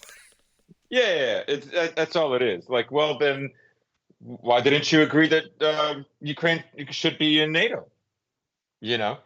Um, no, I mean, Germany is the classic example of a vassal nation that's very successful and very competent, but at the same time has to juggle between two powers. And basically, the owner said, this can't go on anymore. Your aspirations for independence are over. Um, and then this is why I fundamentally disagree with people who say that America has never been stronger, because, like, what you're saying is because America is more mean to its allies and its vassals, and it's made them poorer, that proves it's stronger. Yet when you have to crack the whip, that means there is discontent, that there's unrest. Use out when you need to use outright force, it's because your servants are being disobedient. When your servants are in complete line, unless you're a complete sadist, which I think to a large degree many of the people running the American Empire are, then you don't need to use that force, threats, and intimidation to keep your vassals in line. It's only when your vassals get uppity and you think that they might defect on you is when you really Yeah. start to break out the more, let's just say, unsavory measures. And That's when you blow up their yeah, pipelines. that's exactly when you start doing those aggressive moves. It's because you need to remind them of what their place is. Now, I'm not saying this, of course, is perhaps the tone betrays that, but I'm not saying this as somebody who thinks that's a good thing, but I'm saying that is something that is objectively the way the American empire conducts itself. Now, we've done it for decades with smaller nations, such as Iraq, Libya, etc., because at one time or another, all these nations were at least tangentially in the American camp. But it's gotten to the point where we have to apply those tactics that we used on Middle Eastern dictatorships on our so-called European allies. Hmm. Hmm. Yeah. I, I mean, America's basically saying, uh, you can't keep buying Russian oil and gas in rubles and euros. I'm going broke here. Um, and frankly, when Biden says stupid stuff like "we've never been stronger, we've never been more united," like what he's really saying is I told them to sit the f down and take my orders. That's what he's saying. He's not like what he hinted was the vassals are looking for an escape route. They want to rejoin to their historical process that they were on, before 1945. Uh, Yeah, because explaining the uh, reality of the situation does not inspire confidence either to the important people or to the general yeah, public. right. And so Putin has to be the boogeyman that's trying to separate them, like they're children, right? It's so preposterous. It's so stupid. Like all these countries have been around so much longer than America. They're not children. They're older people who've been defeated. Like that's all it is. Um, to use a strange analogy, but um, yeah. So but the people lap it up. I mean, people just you know, it's kind of like I'll bring up the Vasquez story. So there was an article, I Oh believe, no. in the Washington Post. You see that? Yes, yes, I So did. he's a stupid grifter, and basically the paper and the military who gave statements regarding him said he was never a staff sergeant. He was a private. Uh, he was an engineer. He was never on the front lines, right? He's a grifter, right? He's a grifter, which I'm sad to say, but that's very American. And um, people are like, why are people upset? Like, I mean, in a way, I kind of like what he did because he didn't go and kill Russians. He didn't go and kill or bomb civilians in Donetsk, which has been going on for 8 years. No, he ripped off people who were hoping that the money would help them, kill Russians. Yeah, he's insufferable, but And I in can't a way, cry too it's much it's that it's he. divine justice. Yeah, yeah, he was insufferable, but I can't cry too much that he took these people's money and ran. Like I said, I don't like him. I Three don't like million. I don't like those It's people, but look, I'll just say let them fight for all I care. yeah, forever. It's kind of we'll get to it, but the protests in France. I'm not rooting for either side. I'm rooting for both sides. I just hope both teams have fun and cause as much damage as possible.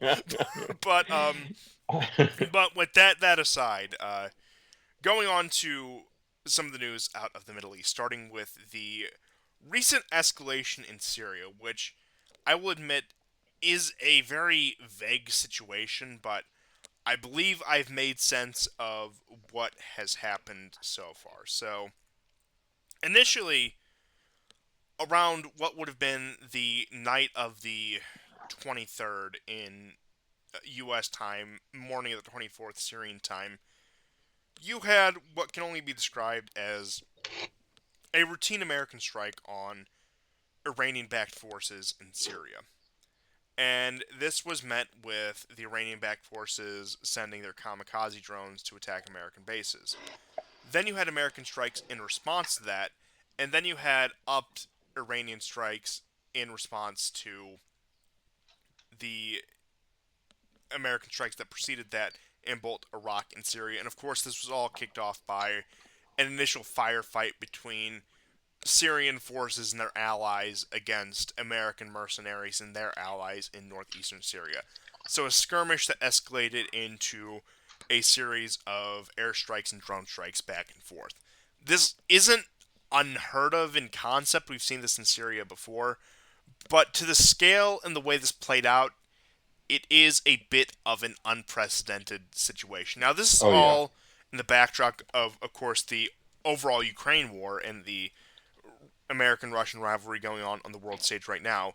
But this is also in the background of a constant stream of Israeli threats against Iran and threatening to strike Iranian nuclear reactors, a months long series of protests in Iran that have finally tapered out, a Chinese brokered peace between Iran, Saudi Arabia, and the other Gulf states, and the normalization of relations between Syria with Saudi Arabia, the UAE, and other Arab League countries, as I guess we'll call them. So while this initial strike seemed like nothing more than a skirmish that we've seen many times before that escalated beyond what it usually does, given the context of everything else that is happening in the region right now and in the world right now, it takes on a whole new meaning. Now, as for the skirmish, what it appears to be is I still haven't gotten a clear picture on whether the very initial incident between the U.S. forces and their allies and the Syrian force and their allies, who started that firefight. Because you've had instances for years now where Syrian forces will more or less just chase American forces through northeastern Syria, the small area that they do occupy. And their main purpose for being there is to deprive the Syrian nation of its oil supplies, not even necessarily to take to themselves and take for America or any other. I could see a scenario where it actually is going to Israel, and frankly, at this point, I could see a scenario where it's being transferred to Ukraine with the outbreak of the war, but mainly to Yeah. deprive the Syrians of their oil and of their farmland in order to try to starve out the nation both literally and in terms of energy, to the point where the Iranians have to send tankers into Syria in order to sustain their energy supply at times. But this came to a head. One of these incidents came to a head in a firefight. The strikes were exchanged back and forth. And now I need to get the exact statement from Biden here that he said upon this incident. Now, this was not as widely addressed as I would have expected to be because the closest thing I can think of in recent memory is the Soleimani assassination and the retaliation for that, where you had Trump out at a press conference and everything talking about this, but Biden had said in response to this quote, an attack against one is an attack against all, which is typically the line that they use to justify Article 5 when it comes to NATO.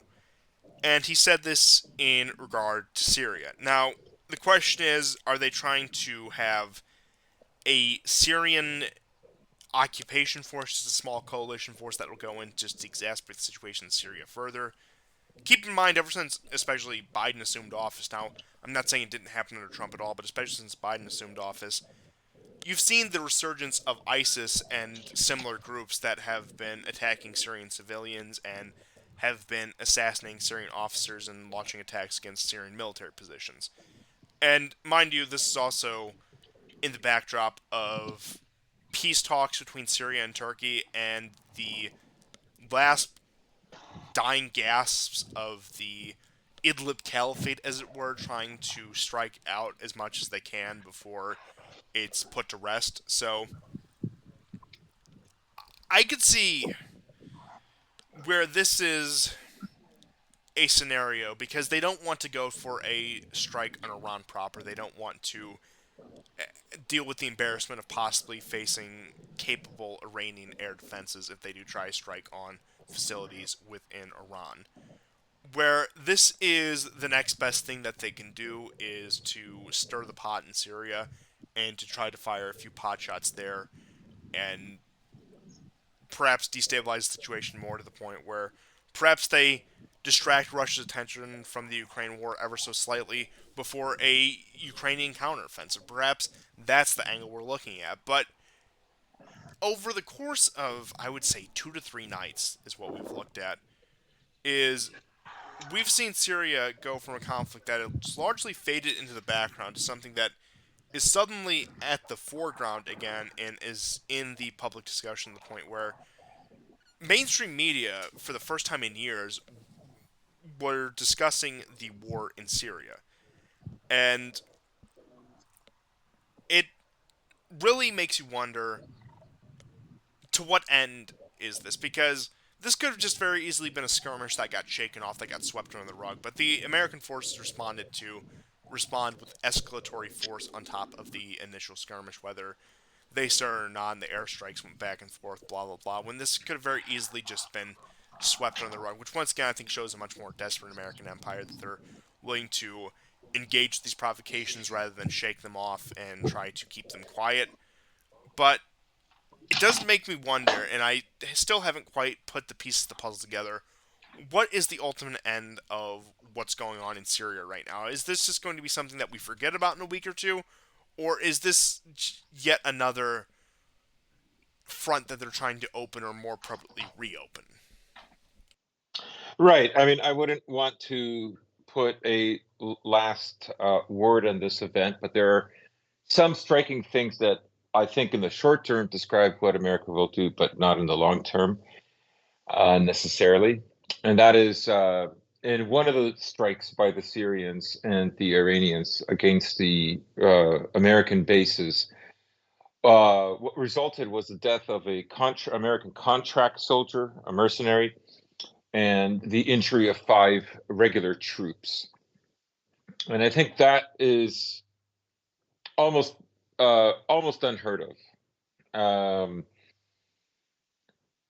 it's certainly a small success and an incredibly bold move by the Syrians. It could mean, because I mean, I was quite shocked when I heard about this. And the first thing I thought of, escalation, they're going to wipe you guys out. But it could be that Syria feels that time is running out. It could also be, given that the new agreements between Iran and Saudi Arabia, remember, Saudi Arabia has said that it will not allow the U.S. To launch any attacks on Iran from its own soil, which is why America has basically begmanded Azerbaijan if they could use its airway strips. Um, so my guess is that maybe it's a mix of both. That it does have to do with timing.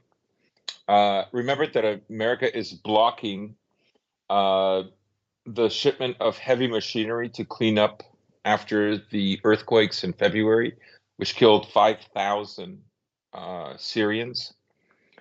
Um, it's disgusting. Um, America is disgusting, and um, and it's doing it primarily for Israel. I mean, essentially, that's what this is for. And I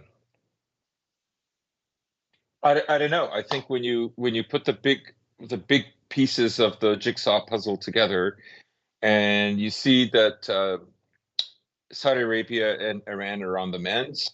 Um, Assad visited the UAE. He is going to visit other Arab leaders. He is now fully welcomed back into the Arab world. Um, these are all signs that if there's going to be continued funding for ISIS, it's going to have to come out of the pockets of the Americans and the Israelis. And even the Turks are, as you mentioned earlier, withdrawing support for Idlib to some degree. And they've It lost their certainly supply seems routes except for the Golan Heights. That's really the only place, if they wanted to facilitate any sort of destabilization in Syria, that's the only land border they have. And most of the ISIS resurgence good is point. in eastern Syria.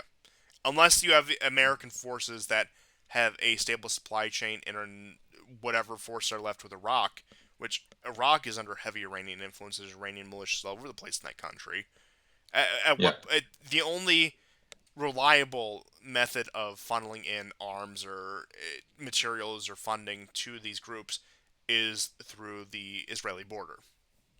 hmm Yeah. So America has to decide if it can. gear up for a war with China. If it can continue to supply billions of dollars in arms to Ukraine, and if it's willing to escalate and bring in more troops into Syria all at once. Um, so I think that's where the timing part of this thing comes in.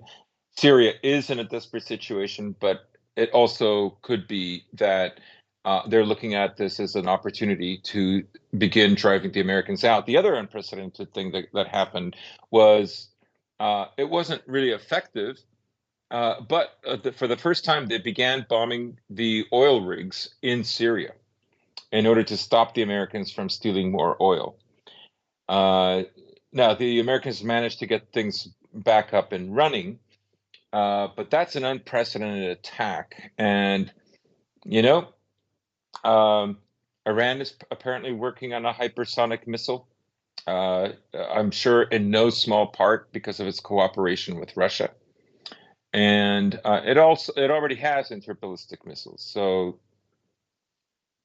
medium range.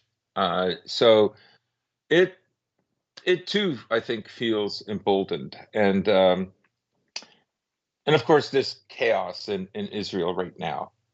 Three Israeli soldiers were severely wounded today. Of course, civilians have been killed there for quite some time, Palestinians, because of more land grabs by Netanyahu. And Netanyahu is now facing all kinds of pressure. He flew to France, but I believe the minister he was supposed to meet with declined last minute notice.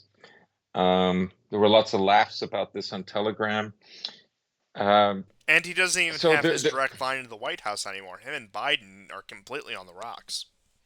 wow, wow, I did not know that.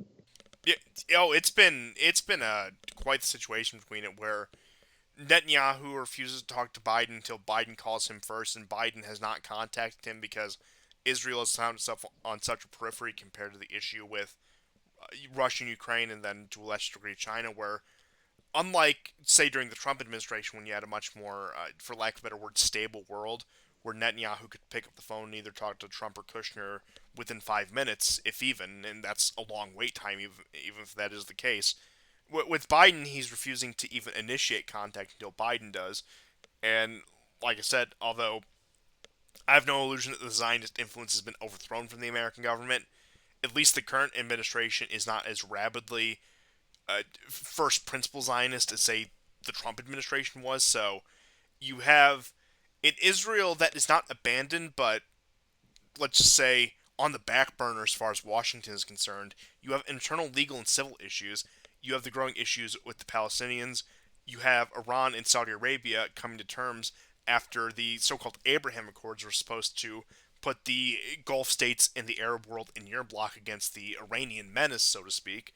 And it's whether you're Netanyahu or Lapid or Bennett, being the prime minister of Israel is a it's not an enviable job right now. And I've said, and perhaps hyperbolically in the past, but I do think that the statement does have more of a grounding now, that Israel is in the worst position it has been since the 1960s. Yeah, yeah, I would agree with that. There's a lot of tension. Many Israelis feel like Israel's coming to an end, basically because of internal disputes And over the reforms that Netanyahu is working to instill. Um, you do also have to consider that America actually has a larger in raw number Jewish population than Israel does. Younger Jewish Americans, so to speak, are less fervent about their support for Israel and have a less fervent connection to their identity. In fact, that's a lot of what the Shabbat movement is about, to try to reinculturate the Jewish diaspora so they are more, they feel more connected to Israel, more connected with their Jewish roots, blah, blah, blah. Well, point being is they're becoming a more and more secularized group in the other area with the largest Jewish population. And despite everything they might complain about, they do see America as more of a promised land than they do Israel. And the idea of the Zionist project being their ticket out of whatever is quickly coming to an end.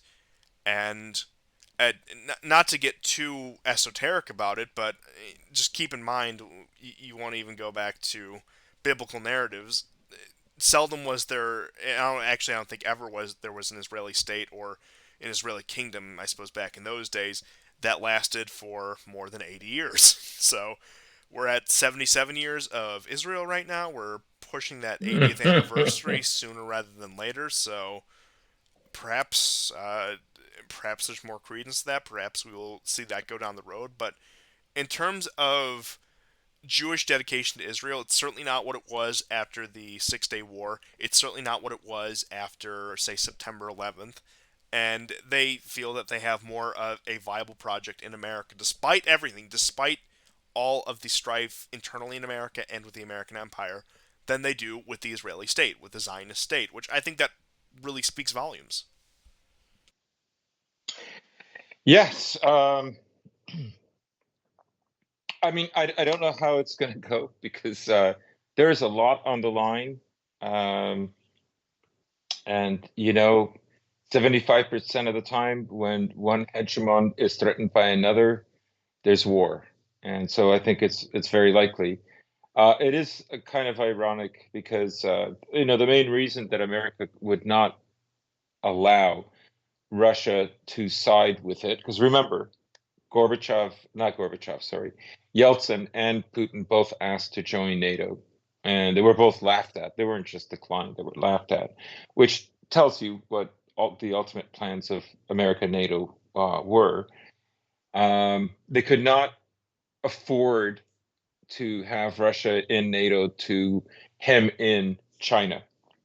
That's an impossibility. And so they're still working on some kind of a regime change in Russia. Now, elections are next year, and Xi Jinping did wish Putin well. So yeah, there's a lot on the line. But if you take um, Putin's popularity, which is now over 79%, the chances of him winning are probably pretty strong. Particularly if things in Ukraine go well.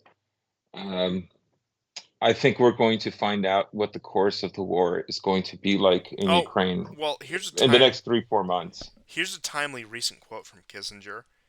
The new Cold War will be more dangerous than the first and could start between the US and China. Both countries have comparable economic resources. So it looks like the probably the most intelligent mind left in the American foreign policy establishment is convinced that there's no, let's just say, peaceful ending about this. Now, what form that will take, who knows? Whether it'll be outright conflict, whether it'll be some sort of laundered conflict, so to speak. But looks like, Hmm. and love him or hate him, I think he's got a good mind about this sort of thing. And if there's anyone certainly interested in preserving the current world order, I would say it's Kissinger. And if that's his assessment, and especially him getting up in almost 100 years old, at 99 years old, when you start to say the things that you want to say before you die, I'm going to take him at his word.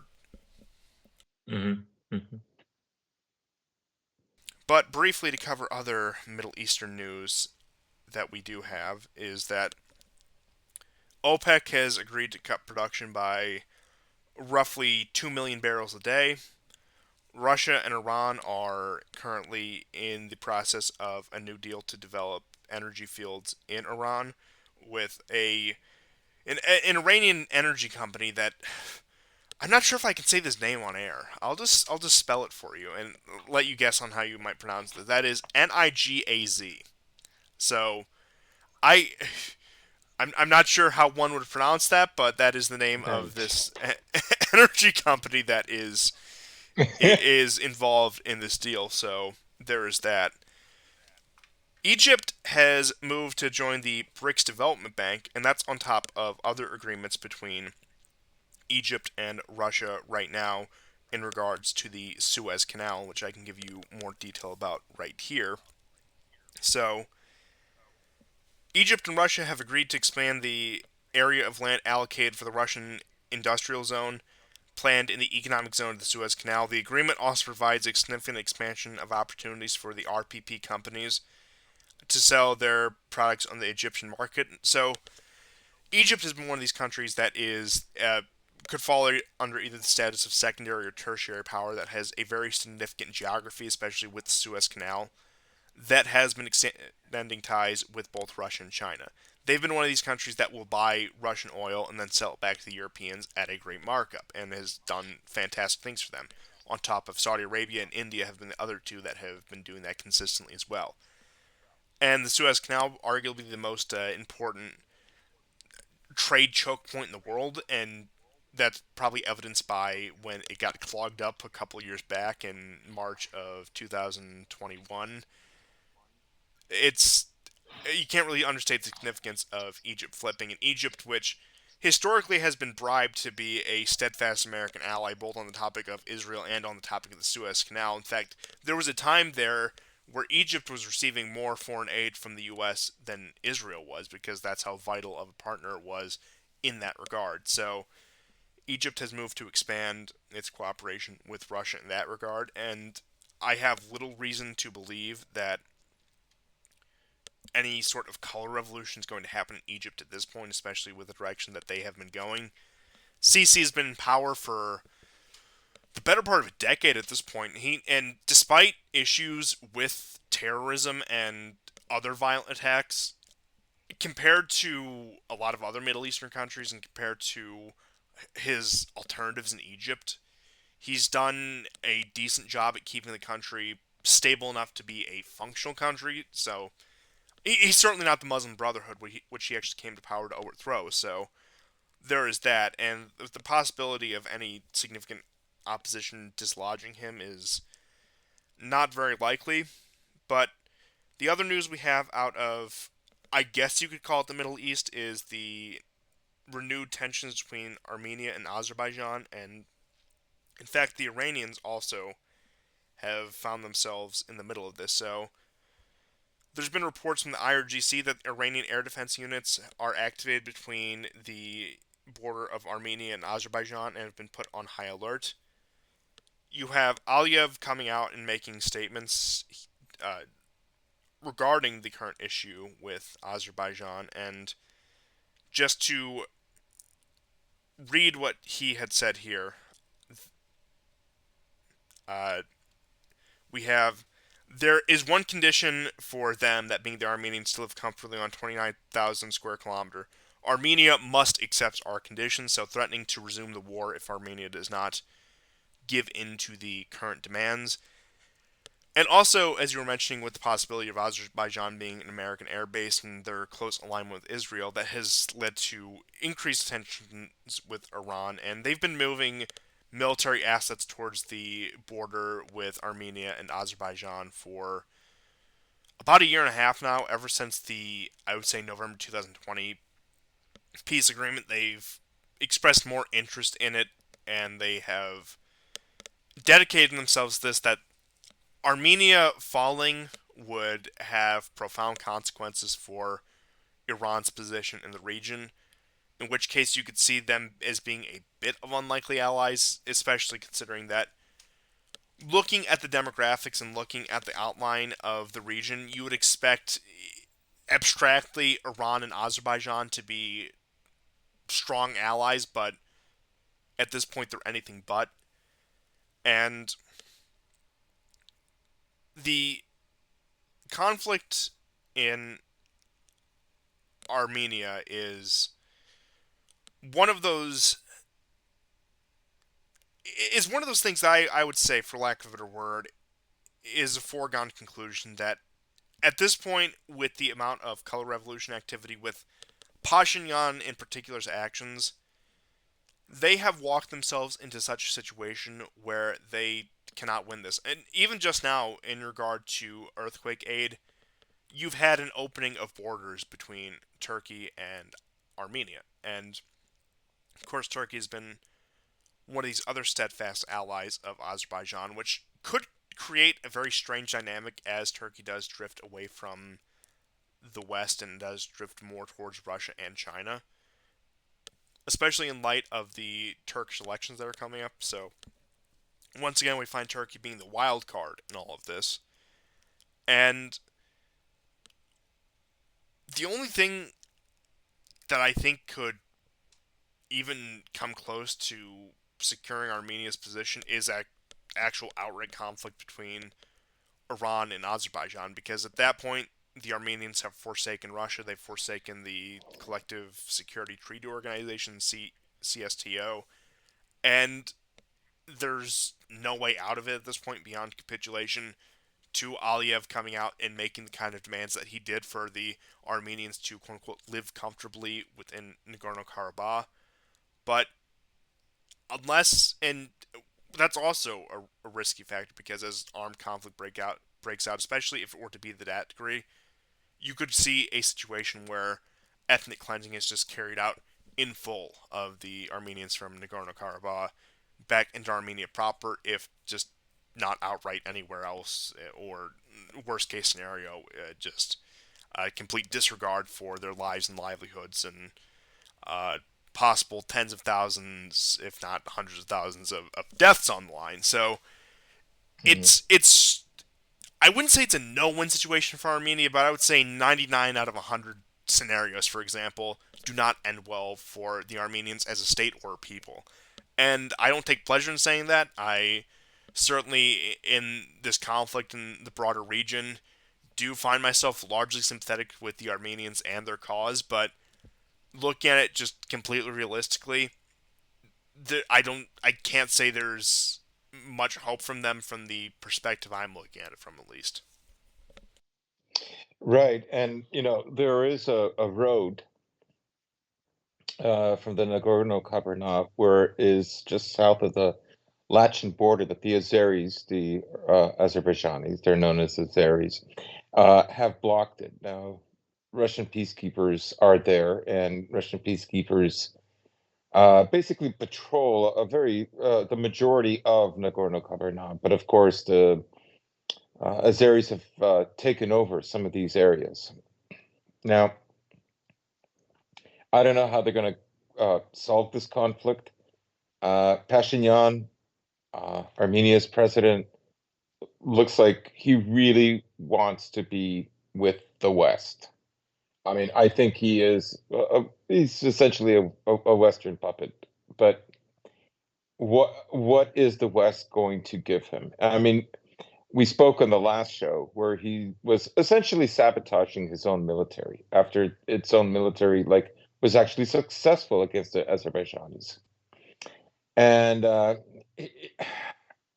mean, the French may say all kinds of flowery words of support, but they're not ready. They're not going to step in and protect him. And I think he probably hasn't realized that for America, Armenia is useful the way Georgia is. It's just another point of conflict to drag Russia into.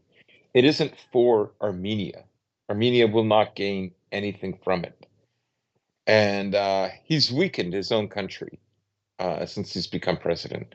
And of course, he wants to get out of the CTESO. Uh, so it's not boding well at all. I don't know what he's thinking. And you actually do have some statements from the Russian Ministry of Defense regarding this. These are reports from noon Eastern Time from today, March 25th, the day we are recording. The Azeri armed forces have crossed the line of contact into the Shusha region of Nagorno Karabakh. Russian peacekeepers are taking measures to prevent the escalation to the of the quote unquote crisis situation, according to the Russian Ministry of Defense. And the Russian MOD continues to say that they've been told Azerbaijan's troops have been told to withdraw from the newly captured positions, and they have also said that it is a ceasefire violation of the agreement with Nagorno Karabakh and Armenia.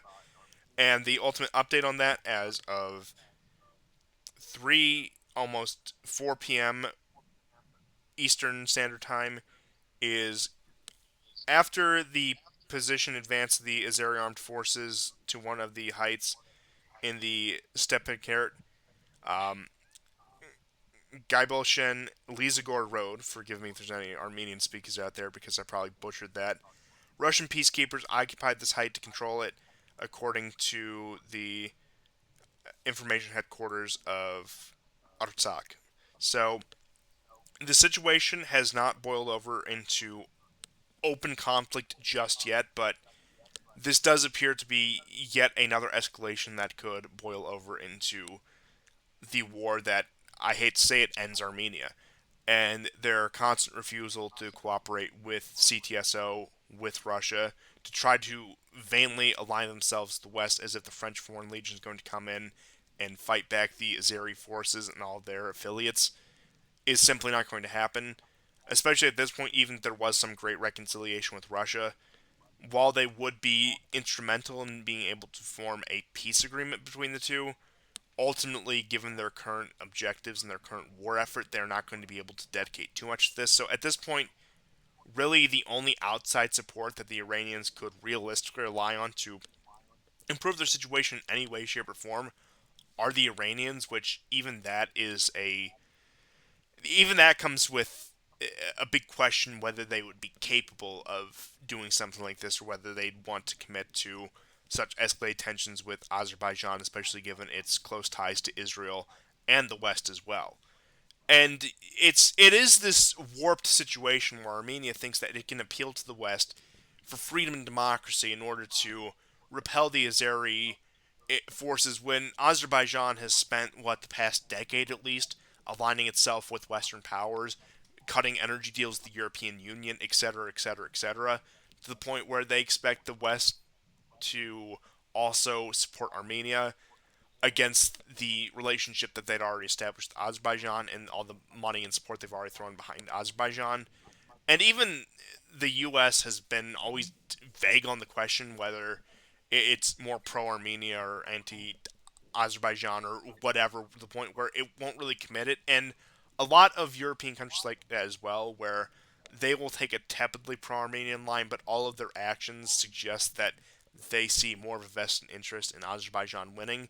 And Azerbaijan once again finds itself at a very strange position where it is strongly tied to Israel, strongly tied to the U.S., but also tied to Turkey, who is at odds with the West and NATO right now. And it's also a major trade partner and energy cooperation partner with Russia as well. So it creates a very strange situation. And while the Armenians theoretically have calls they could make and leverage they could pull with surrounding countries, namely Russia, namely Iran, it seems like at every opportunity they choose to do something completely counterintuitive and rely on France or appeals to freedom and democracy. And if you didn't know any better, which perhaps I don't, you would think that this is a deliberate sabotage from fundamentally disloyal elements within the Armenian government. Hmm.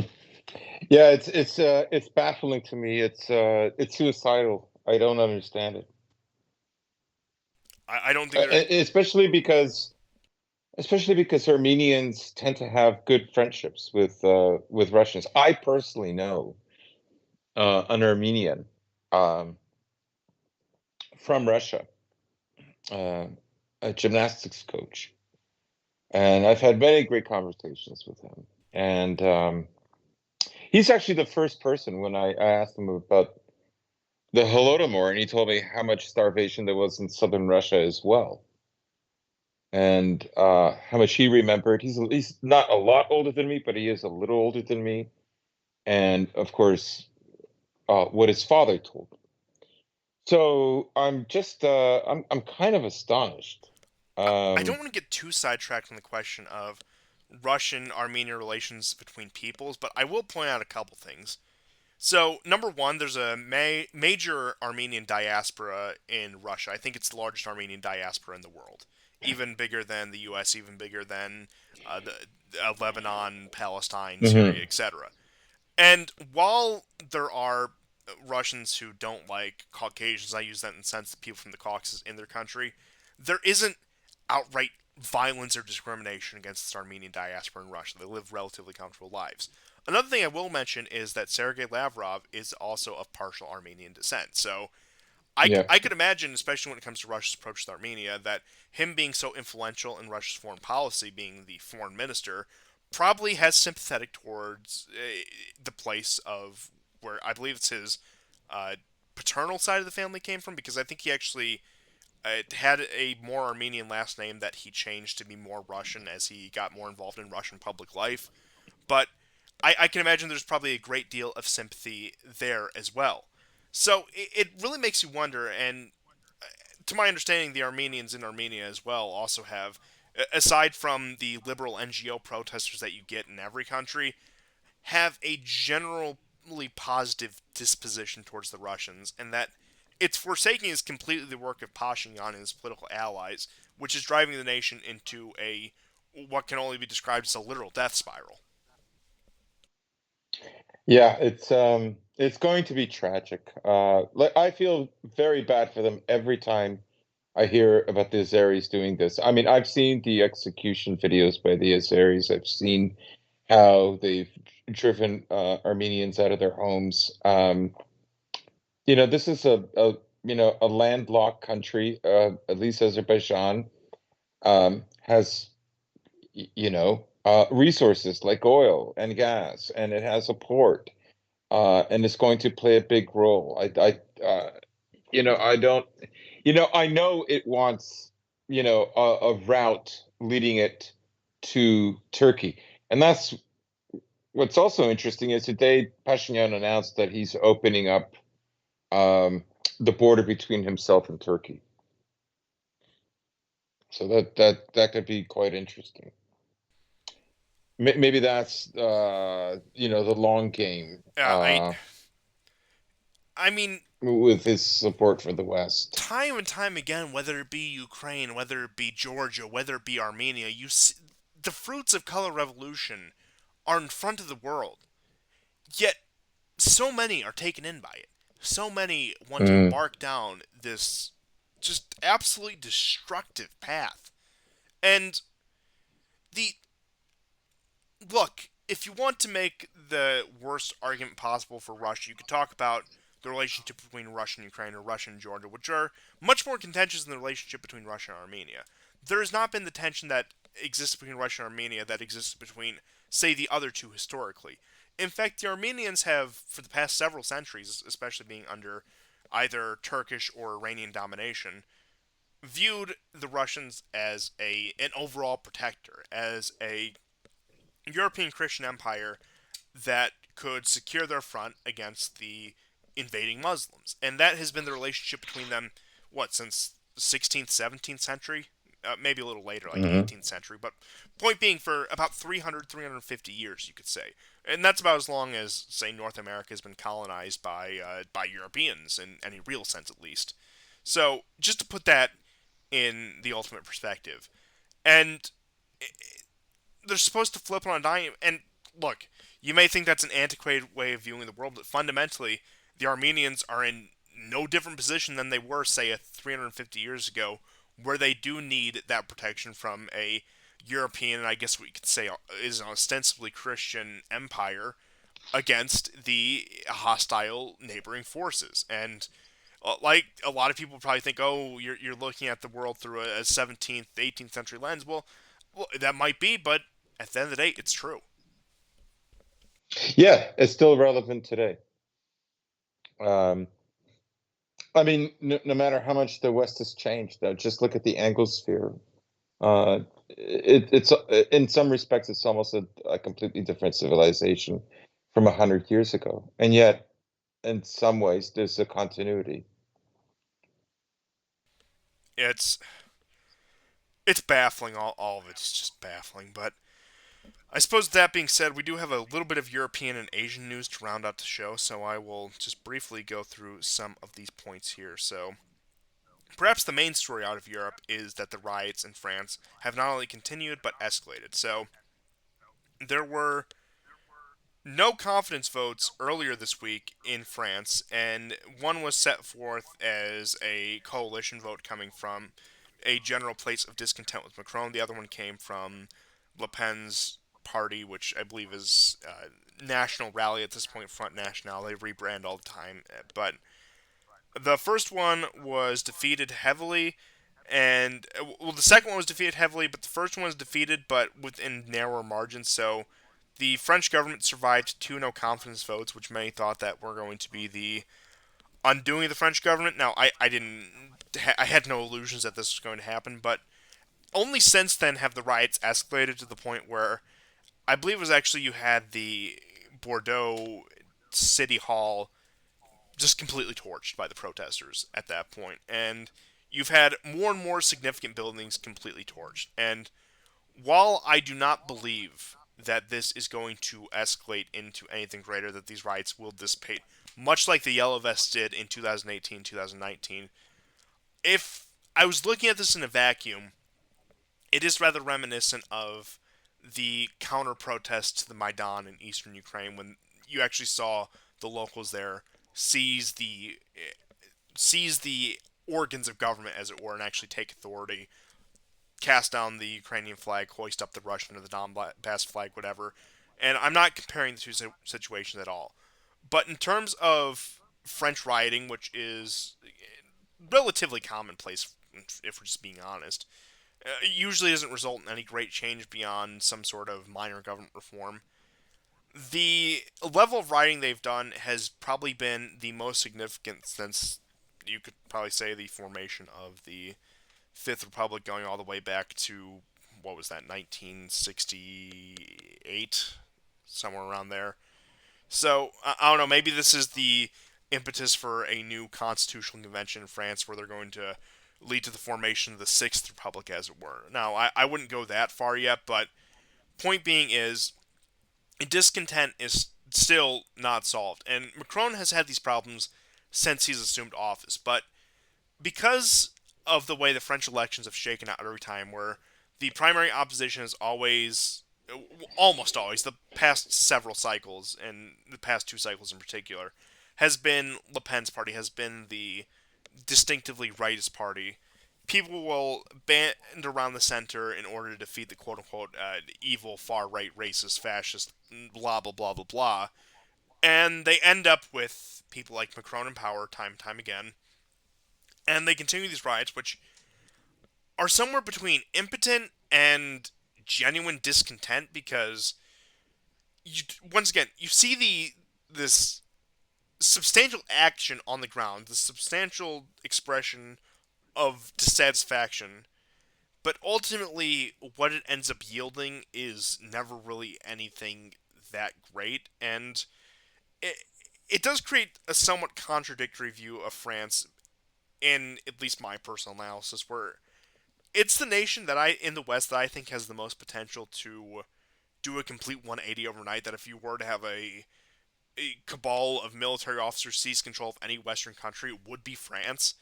But at the same time, it also seems one of the countries most solidified in the current world order, despite some of Macron's, let's just say, uh, devil's advocate statements on the topic of whether that be Russia or the European Union or NATO or whatever. So it creates a very strange situation where, if properly organized, I do believe that there is the actual potential for substantial change in France, but there is no figurehead for that proper organization, nor does it look like there's even one anywhere in the horizon. Yeah, there's all kinds of, I spoke to you off air, some other news, European news, but also European news in relation to Russia. That is, Russia's, we're finding out now that only 3% of the Russia's got this grain deal going on, but only 3% of it is actually reaching, like, countries in Africa, for instance, which, like, you do not want to starve those people because you know where they're going to go. They're not going to go to Russia, right? Um, Russia's already canceled $20 billion worth of debt to them. And now you have a story with Estonia um, uh, blocking uh, a boat filled with fertilizer, about 10 to 12 million dollars worth of fertilizer, which is almost the same as supplying them with grain, frankly speaking. Um, so it's, more in insane news where they're just willing. to light the whole world on fire. And it's not good for Europe. Like, how is Europe going to, triple or double its military output and, receive more Africans? I don't understand how this is supposed to happen. Well, And clearly they're it's needed to made, prop up the economy because there's such benefit. As we see, every European nation they show up in is just a complete boon to the GDP. They're such hard workers. They work harder than the native populations, for that matter. Of course, that's what they want. That's what they tell you. That's what they tell us. No such thing as a native German. Blah blah blah. You've heard it all before. But at the end of the day, we know that just statistically looking at whenever they take people from these parts of the world, whether that be Middle East, Africa, whatever, they are a net expense on the budget. They Mhm, cost mhm. more. And once again, the justification they've told the Europeans since the early 2000s, since the 1990s, that we need people to work to pay for your pensions because you didn't have any kids because we told you not to, and we made the economic situation so unfavorable to building stable families where you could have children at replacement rate. But it's I mean, it's fundamentally the Yeah, failure of the American empire's of led planning. European Yeah, policy since the end of the Cold War, at least, if not going back further. right. And I mean, Polish farmers started throwing eggs at a minister at a meeting. And why is that? Well, because almost all the grain that Ukraine had, and of course, now we're looking at what it was able to ship out in 2022 versus 2021, and it is dramatically dropped, and it's going to drop even more. But most of the grain that Ukraine exported, well over half, uh, all went to Europe. And I think, like, does this have to do, like, the the Dutch farmers, like, is it because they hope Ukraine is going to supply all their agricultural needs? Is that why uh, they want um, the Netherlands to stop farming essentially, or greatly reduce its farming capacity? Is that why? Is that what they're thinking is going to happen? I mean, I've heard even crazy stuff like, well, they're doing it because they want to build more homes for economic migrants. It's insane. This policy for Europe is insane. I think it should put to rest anyone who believes in pure pragmatism. Now, there's pragmatism insofar as people will watch their own bottom line in politics, but in terms of pragmatic policy governing these nations in order to be even just functional, beyond just stable, even just functional in the future, that's completely off the table at this point. And it's really naive to think that these nations are really acting with their own self-interest. And if you didn't know that they weren't sovereign entities in and of themselves, speaking from the truest sense of that term, you would think that you would think that you would think much worse than what it's looking at now. That the people in charge of these places must be completely brain dead, completely incompetent. The Europeans must have an average IQ of below 80 if these are their quote unquote elected leadership. But I mean, it makes a lot more sense once you realize what's actually at stake here, what is actually at play here. And just to contrast most European leadership with the grandson of former French President Charles de Gaulle, you did mention him last week, but he did have an Yes. interesting statement here. Quote, if Russia loses, the world loses, which means America's victory will entail some sort of dark days for everyone. And de Gaulle uses the economic independence of Europe as an example of the first victim of a greedy American empire, which he's correct.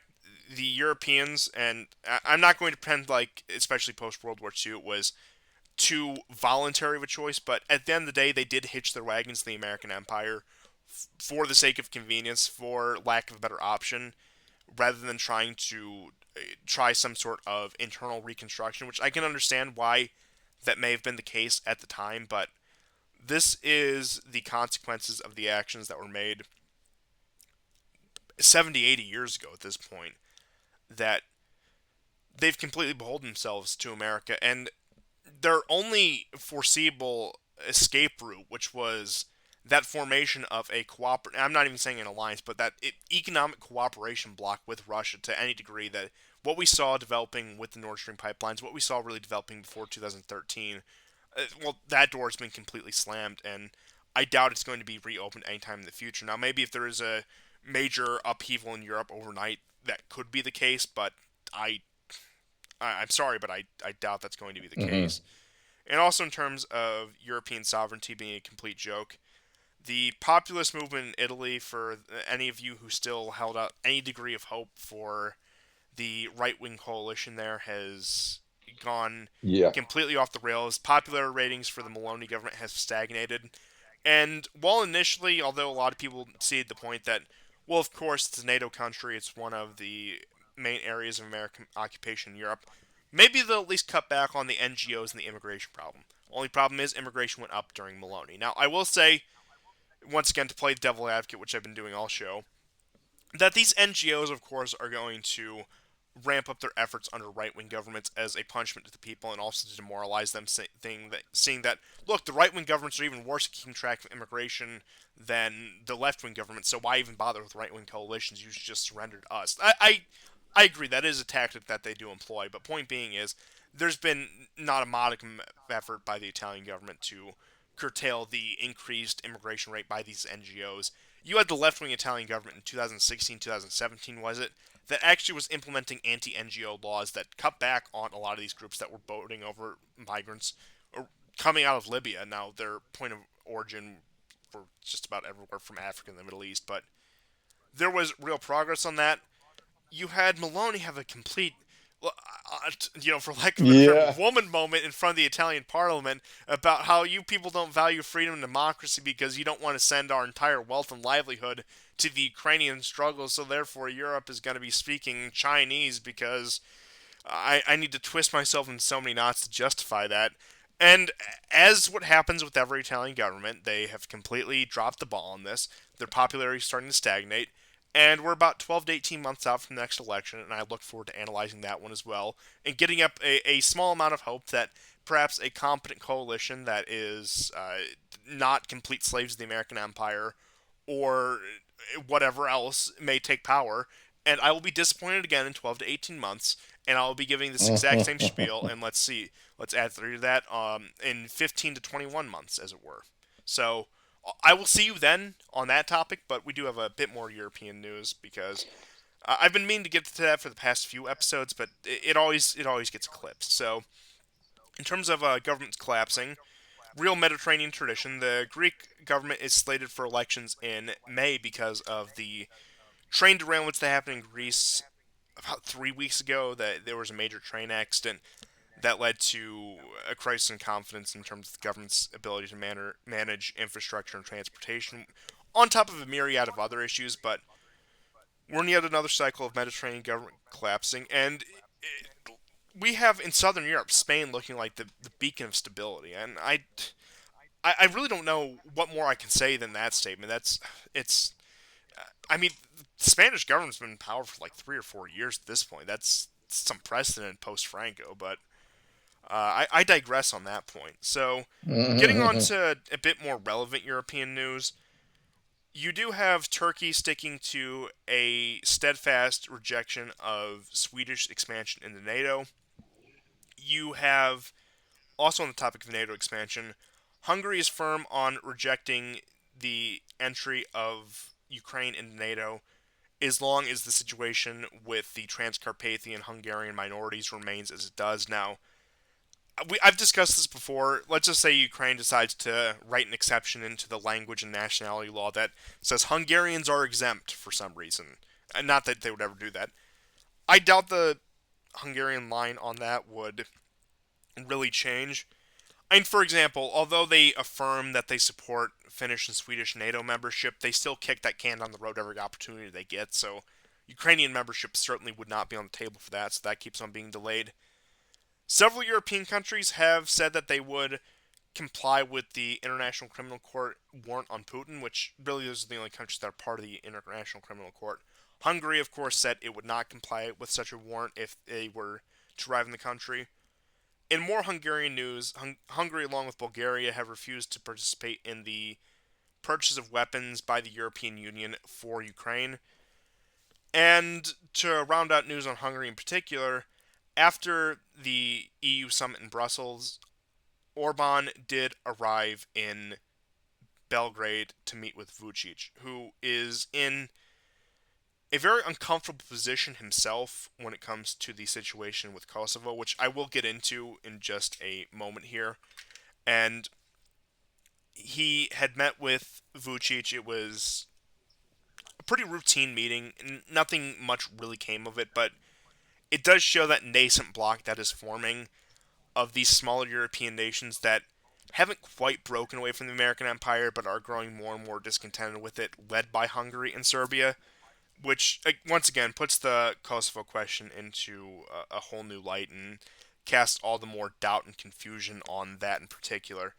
But if you have any comments on anything I had covered, certainly feel free to add or expand or contradict me on anything. If not, I'll get into some of the finer points about the follow up to the possible Kosovo deal.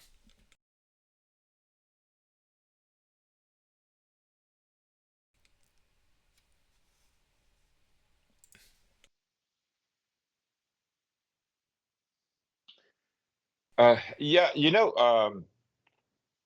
there's also, the ICC ruling about the genocide of children. The Russians are abducting Ukrainian children and taking them away, and so on and so on. Um, it's so ridiculous. It's almost like who is Putin supposed to ask to take children away from a war zone? Mind you, these children, many of them were from orphanages, and they were taken basically to an area that they wouldn't get killed in, and kept at like summer camps and taken care of. There is also the story of a Ukrainian father who was drafted by the APU, the Ukrainian armed forces, and reconnected with, I believe, his daughter. I don't know where the mother is, and they've now since moved to Latvia. So, I mean, they're not trying to take away their children and indoctrinate them into evil Putinism. The Americans did this with orphaned Vietnamese kids. Mr. Putler, Um, take those Donbass children to the Moskalization chamber. yeah. It's so dumb. I mean, there all these children are in areas that are predominantly Russian speaking, right? Um, Many of them were already orphans long before February 24th, 2022, and it's such a ridiculous story. Um, they're going to try to make that stick again because it's a nothing burger. I know we covered it last week, but when saw the story of this father who was able to take his daughter and move to Latvia, if the child can be identified, the Russians are not going to hold on to the child. It's always the same with the Americans. It's always Saturday morning cartoon levels of evil. That's what we're really fighting. It's got nothing to do with world hegemony or propping up the dollar, blah blah blah. It's always these asinine, childlike morality tales.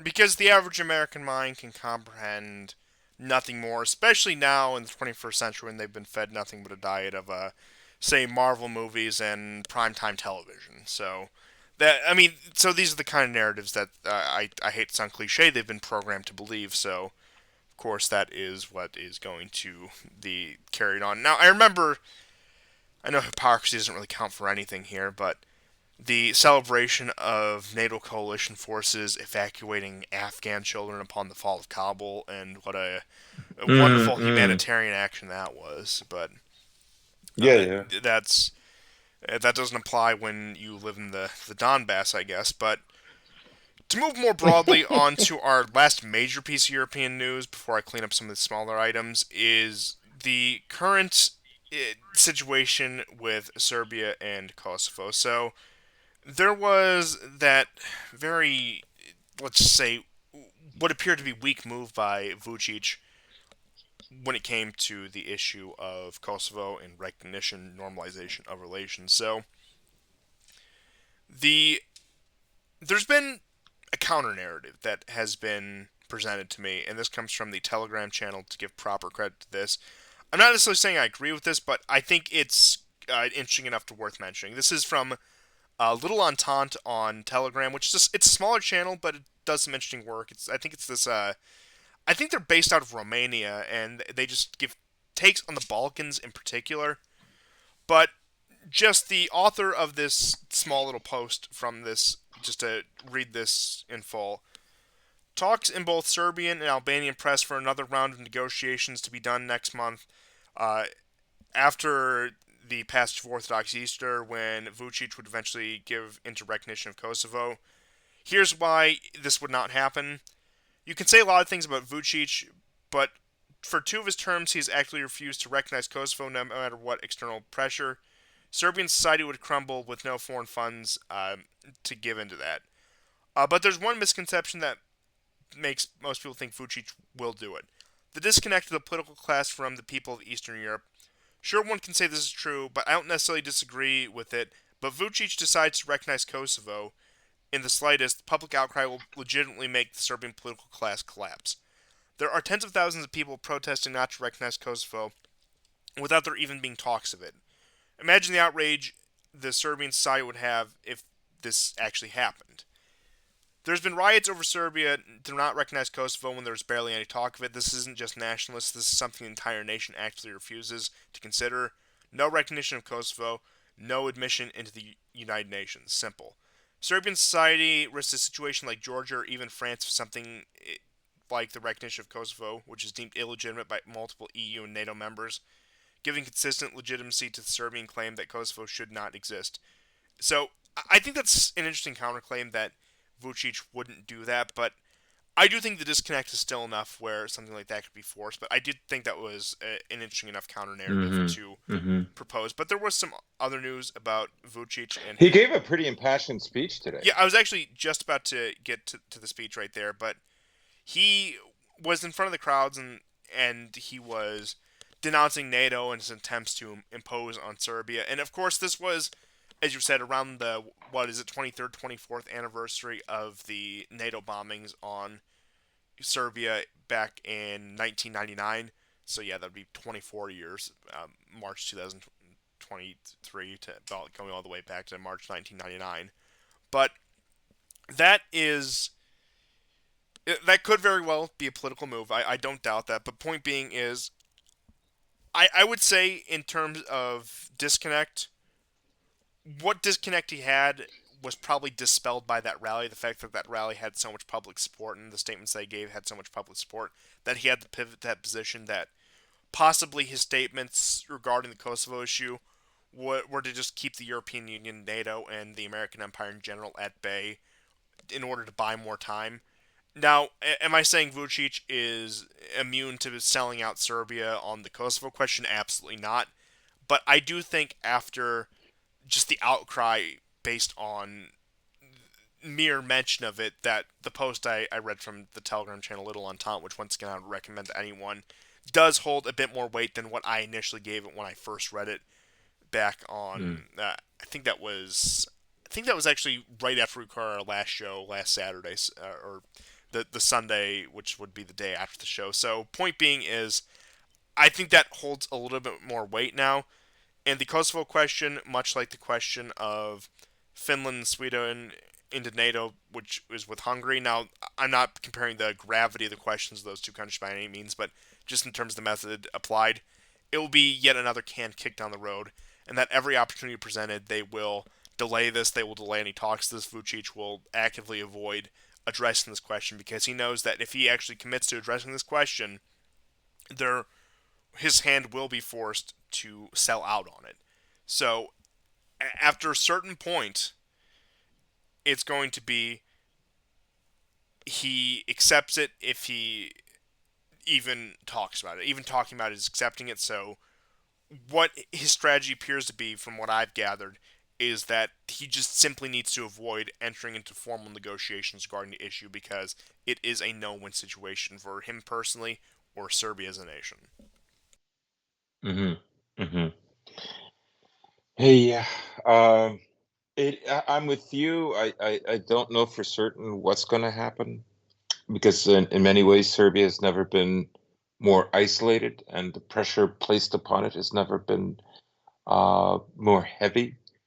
Um, so I don't know. I pray that he won't, and that somehow the Europeans back off. I don't know if they ever will, though. And this is also compounded with the ongoing question of Montenegro, which recently did have its elections, and the the pro West, the pro Empire party did not do well, but chance of any significant change in Montenegro in the near future is unlikely, even under a much more, let's just say, Serbian sympathetic party. But you have the issue there where they were seizing the church properties and they were trying to once again repeat what we've seen in Ukraine, form another State Department cult in place of the church there. So that is also a latent issue on top of Kosovo.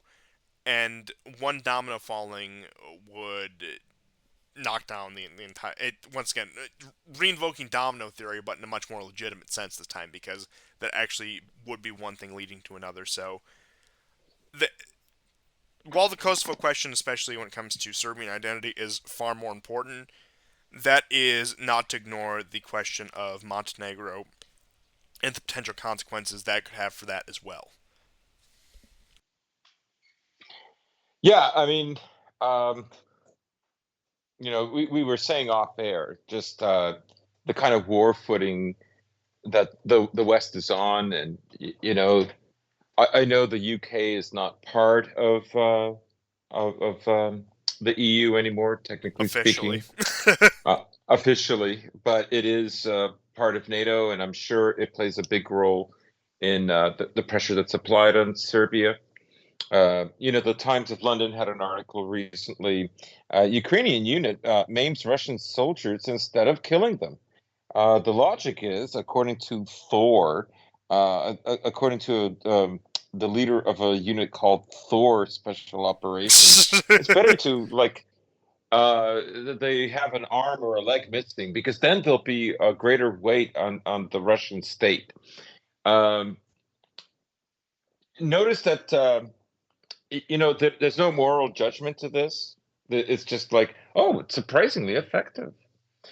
Interesting because you don't hear it, but the UN uh, has cited that there have been 25 individual cases resulting in 40 deaths of Ukrainians killing Russian POWs. Now, I know there's that one video of the Ukrainian guy getting killed, but what's interesting about this report is it also mentions that Ukraine's killing of many Ukrainian soldiers for desertion or cowardice or whatever. Um, so if the West is like this, and we know that the US is going after TikTok because the TikTok algorithms seem to get around Google censors pretty well. Um, they want this whole thing consolidated. And, I suppose Orban's, you know, communications with Vucic. I think Orban also sees what's coming for Hungary, if not for him immediately. So just that's just the basic backdrop. That's the ether that Europe is in, and that mainly the Americans and the British are pushing right now, particularly them more than any other nation. I would say so, and I think the comparison between Orban and Vucic is interesting, especially considering the fact Orban, something I've consistently given him credit on, is that he has done everything he can to solidify the institutions to be in his support, in support of his ideas in Hungary. Now, whether that has been done to the same degree in Serbia, I do not know. But ultimately, it does show that Serbia outside the European Union is a much easier target for this, but Hungary, being a dissenting nation, will Mm. see its day in the sun when it comes to this. They already had State Department activists on the ground trying to stir up color revolution sentiments. There was meddling in both the 2018 2022 elections by the U.S. State Department in Hungary. So it's certainly an unresolved issue with that, and it's going to come to a head eventually. And whether Orban can weather the storm or not, I honestly cannot say. But the last couple of pieces of European news I did have right here was number one, Moldova has capitulated on the issue of quote unquote gas independence from Russia. So, as of March 21st, they have resumed purchases from Gazprom, and this is in light of the political instability currently taking place in Moldova. So, it could be that as less anti-Russian forces do start to come back into the public force and into government, it could be that, or it could be a genuine capitulation, or it could be a combination of the two. Just it's always worth looking at those sort of things. But yet another European nation, it does seem for the time being, has chosen pragmatism over this self-destructive crusade. And speaking of pragmatism over a self-destructive crusade, I have a country that exemplifies the exact opposite. Would you like to take a guess on which country I'm going to be discussing next? And What's that? uh, as I was saying, I'm going to be discussing a country that exemplifies the exact opposite of self-preservation and pragmatism in Europe. Would you like to guess who that might be? The opposite of self-preservation. Opposite of pragmatism and self-preservation in favor of a moral and civilizational crusade. Poland. Yes, yes, Poland. Poland is set to open its first permanent military base run by the U.S. And the U.S. Army garrison in Poznan, Poland will be the eighth permanent U.S. military station in Europe and first permanent in Poland. And that is also on top of the Polish Prime Minister Morawiecki is demanding money and weapons for Ukraine. So here is the quote from Morawiecki, which I hope I'm not, well, actually, I do hope I'm botching his name, frankly. We have issued two invoices for the 2 billion euros, and this is very good news for Poland and for the Polish budget, which I brought back to the European Council Summit. 2 billion euros can be rounded up to 10 billion zlotys. With this money, we can stock up and provide ourselves with modern equipment. So the Poles at this point are still demanding compensation for the amount of weaponry that they have poured into the Ukraine conflict, hoping the European Union will pay them back to the tune of 2 billion euros with everything they have given, on top of them arming themselves to the teeth, which we can only assume is for an eventual intervention into this conflict. Because once the situation in Ukraine gets desperate enough, there's a very real possibility that Poland, on top of probably the 20 or 30,000 volunteers they have there in a quote unquote unofficial capacity, will be formalized into a formal military intervention or even just a quote unquote expeditionary force or whatever they want to term it, whatever their magical little term for them not being in a formal war is. So we'll, we'll see if that happens, and perhaps that's part of the agreement. Perhaps Poland gets the money to modernize their military if they agree to commit more of it to the war effort in Ukraine.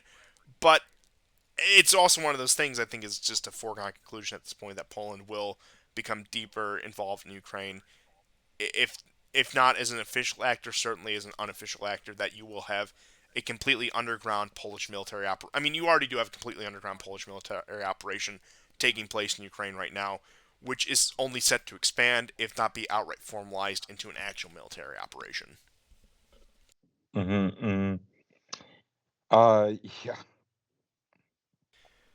I think that that possibility has always been a consideration for the Russians. Uh, because people talked about like, oh, Russia's going to roll all the way. Like they cannot. This area, they despise fellow Ukrainians just for speaking Russian. Like they're not Russians. They're just Ukrainians who speak Russian. Like we already, you know, you think they're going to like uh tolerate them and they'll allow them to be governed. No, these people have been encouraged ever since the end of World War II to be just how they are, unchanged, uh, no discipline, right? And no, it's just it's not going to happen. Plus, I mean, if Russia did that, it would have to go on a real war footing. And then you have to think about the economy. There would have to be a much bigger mobilization.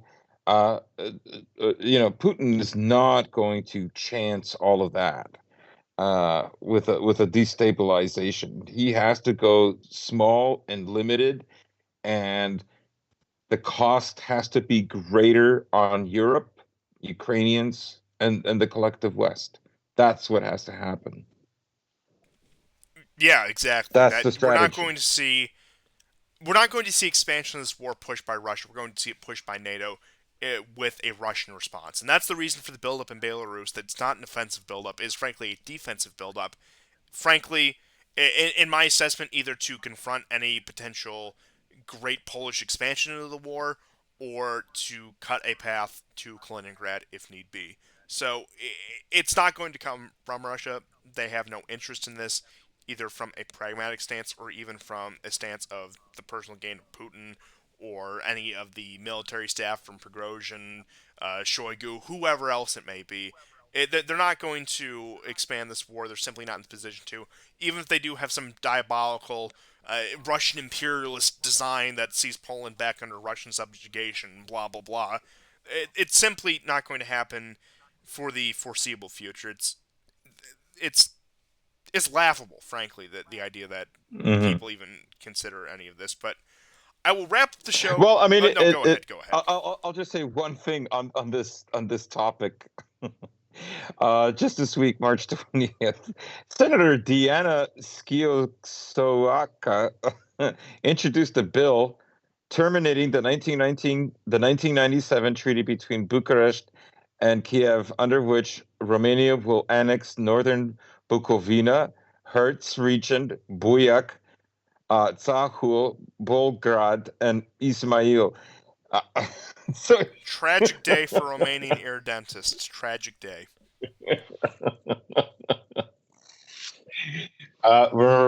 remember what email always says.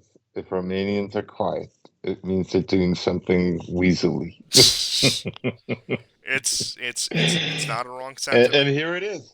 Here it is. They want their land back too.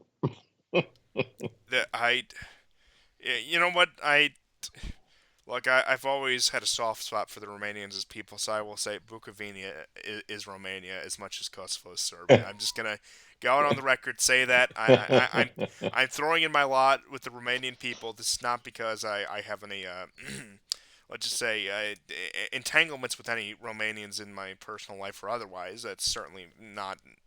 I'll leave you to speculate about my personal life as much as you want. I'm not going to confirm or deny anything.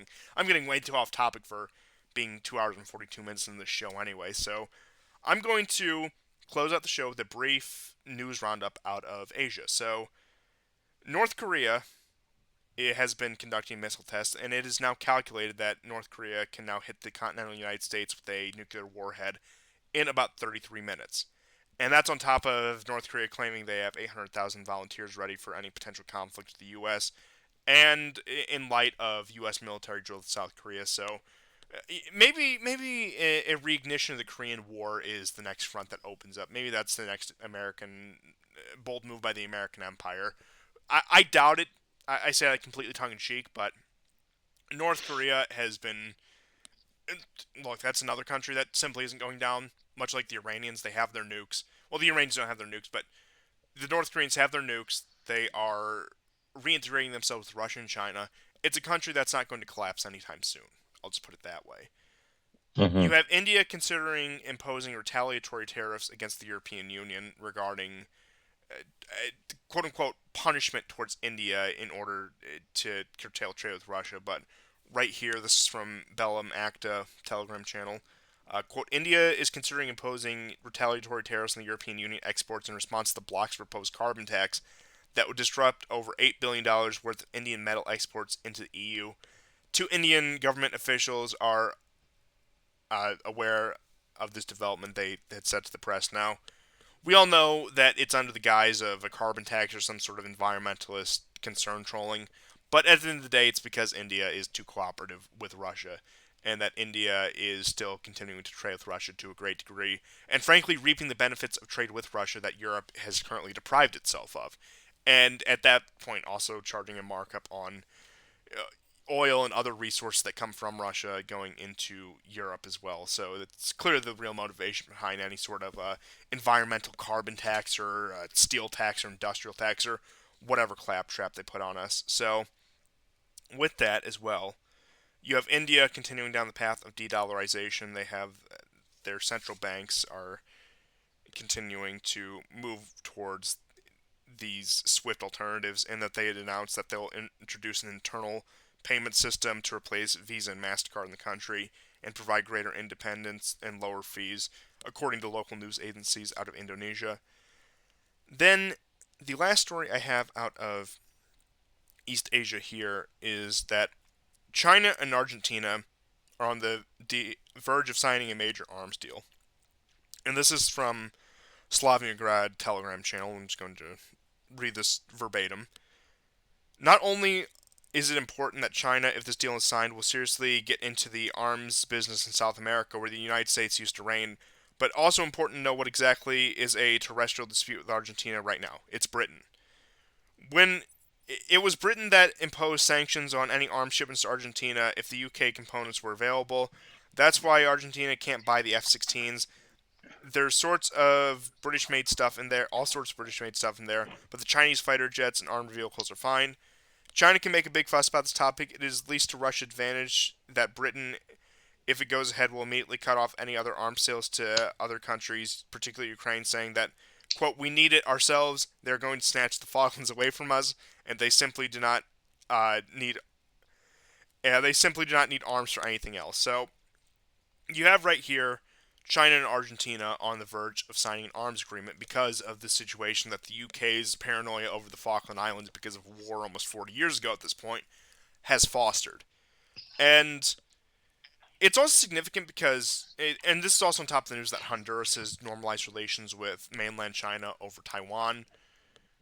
Argentina is one of the few, I guess you could say, semi-independent Latin American nations on top of, I guess you could say Brazil is probably the other major one, where the American empire, although it has influence in those countries, it's not exactly a Venezuela, it's not a Cuba, it's not a Bolivia, where at any point you could conceivably see the Americans going in there, enforcing some sort of regime change or supporting something from behind the scenes, even though with their performance with the whole Guaido coup, it does call into question how much influence America really has left in Latin America. But I suppose that goes to bolster the point. If the Americans cannot even attempt a successful coup in Venezuela, then they're not going to dislodge the Argentine government for an arms deal with China. Which, once again, shows what should be and what historically has been a steadfast American partner is being pushed away, mainly by petty British interests, for starters, but towards a country that recognizes the direction in which things are going, want to cast their lot with the ascendant bloc, and hopes of being able to carve out a nice deal for themselves as that bloc arises. And Argentina has also been one of these other countries that has been interested in expanding cooperation, if not outright partnership, with BRICS. So it is on top of that. And if not an arms deal with China, possibly an arms deal with Russia, but Argentina is at this point, if this deal goes through, it's I would say outside the influence of the American empire, even more so than say a country like Brazil is, because Brazil has Lula in power, who is. Uh, need I say Yeah. more? But Hmm. even go ahead. No, I was just going to say Lula's expected to be in China in Beijing either Tuesday or Wednesday this week, and Argentina has already asked to join BRICS. I didn't. And there's also a base. There's a Chinese, some kind of a radio base. I saw a clip a few days ago in Congress where this woman is irate. The CCP, the CCP. Yeah, and Pay they can attention. never I say said the China. magic abbreviation. They can never Yeah, yeah. just outright say China. Do you know the communists are there? Oh. Shut up, boomer. It's they want to present China as this existential threat, but they can't even recognize it as a separate civilization. Like even during the Cold War, they would still call the Yeah. Soviet Union the Russians. They would recognize them as an implicit civilizational Yes. threat beyond communism. Which, look, whether you agree with that or not, it's not really beside the point. They at least were able to go follow the logical conclusion of their ideas and present a coherent front against that. But right now it's the Yeah, it's CCP as if because it of has nothing to do with America's. China, as if it doesn't have overwhelming support Mhm. in mainland China. In fact, most of the opposition to the CCP comes from the fact that most of the Chinese think it doesn't go far enough in terms of pushing Chinese interests and Chinese nationalism, Chinese Yeah. expansion across the globe. It's not these principled liberals that are just in hiding in China who are in fear that the CCP will kick down their door. No, it's outright Chinese nationalists who want to see just outright war. I mean, there's that one Korean War movie that was made in China recently that I'm surprised it even got past the censors. That is just a complete fanfare of the Chinese intervention in Korea. Portrays the Americans in just going back to that Saturday morning cartoon sort of thing, portrays the Americans like that. Funny enough, you could argue that in that one movie, it actually portrays the Americans as in a more favorable light, historically speaking, than say modern American media does right now. Like I'm sure you've all seen the Hmm. clips that Chinese guy trying to impersonate MacArthur, and they have the very weird CGI and face makeup to make this clearly Chinese guy look like an American from the 1950s. It's a trip if you've never seen the clips from it. I would look it up. I think it's I can't remember, but just look up Chinese Korean War movie on YouTube and you'll find it. It's an experience if even if you just watch those few clips of it. And Yeah. I would certainly recommend it. They were going around Twitter a few months back, but I'm getting sidetracked here. But point being is, I did not I'd actually know that Lula was scheduled to go to China. That's not a surprise. I had a feeling since he took office he was going to be a flip flopper, that he was going to cave to American demands, but also not completely divorce himself from the BRICS bloc, as it were. So, in terms of Latin America, which has historically been America's backyard, they've completely lost the plot on that, and I think that really started with Venezuela. I think that really started with their attempts to remove Maduro and install Guaido. And Yeah, that failure gave a green light for a lot of other countries. oh, absolutely. I mean, to the point where it's going back to Lula. You have Iranian ships docked in Brazilian ports, and it's Hmm. it, there is no control. And you have Honduras, as I mentioned, normalizing relations with mainland China. There's virtually no solid American grasp in any of these countries. The idea of intervening in Mexico is even now laughable because at that point, what would have been something that the Americans could have very easily done, even just say a decade ago, is a topic of controversy now. Could we even succeed in dislodging the cartels? Blah blah blah. But point being is, the American empire has not only expanded itself so thin that it's not able to maintain its grasp in the Middle East to the point where on the 20th anniversary of the Iraq War, you have China brokering a peace deal between Iran and Saudi Arabia. It's just to put things in perspective. Not only do you have this faltering war in Ukraine that has put Russia in a at least economic position much better than it's been since the fall of the Soviet Union. Now you have the Americans can't even keep Argentina from cooperating with China because it has this insistence on going along with these ridiculous British sanctions. So just there's just really no words for it. The American empire is completely impotent at this point.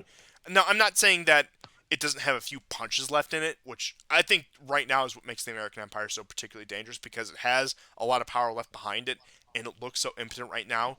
It's liable to do something very And it's rash. running out of time. Exactly. This is the kind of time when they would use small yield nuclear weapons on some port in China or whatever. This is the time when they would do something really rash and really stupid, especially with somebody like Biden in office. Yeah. But that I is mean, I all I hope we're had. wrong. I We, yeah, yeah. I'm look, I'm only so much of an acceleration, so I'll just put it that way. I wouldn't go that far, but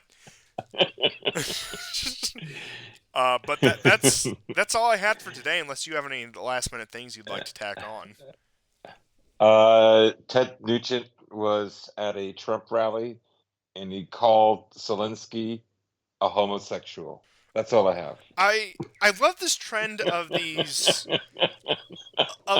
boomer cons who are at least incidentally against this whole war in Ukraine. It's been a very entertaining phenomenon. These people who would have like cheerled the Iraq War 20 years ago or whatever, and we're all on top of all that nonsense, are simply because of the way it's been conducted are against the Ukraine war, which has led to some very entertaining outcomes. So I'm glad you brought that to the attention of the audience because I felt like that needs to be said. I'm pretty sure you actually sent that to me on Telegram.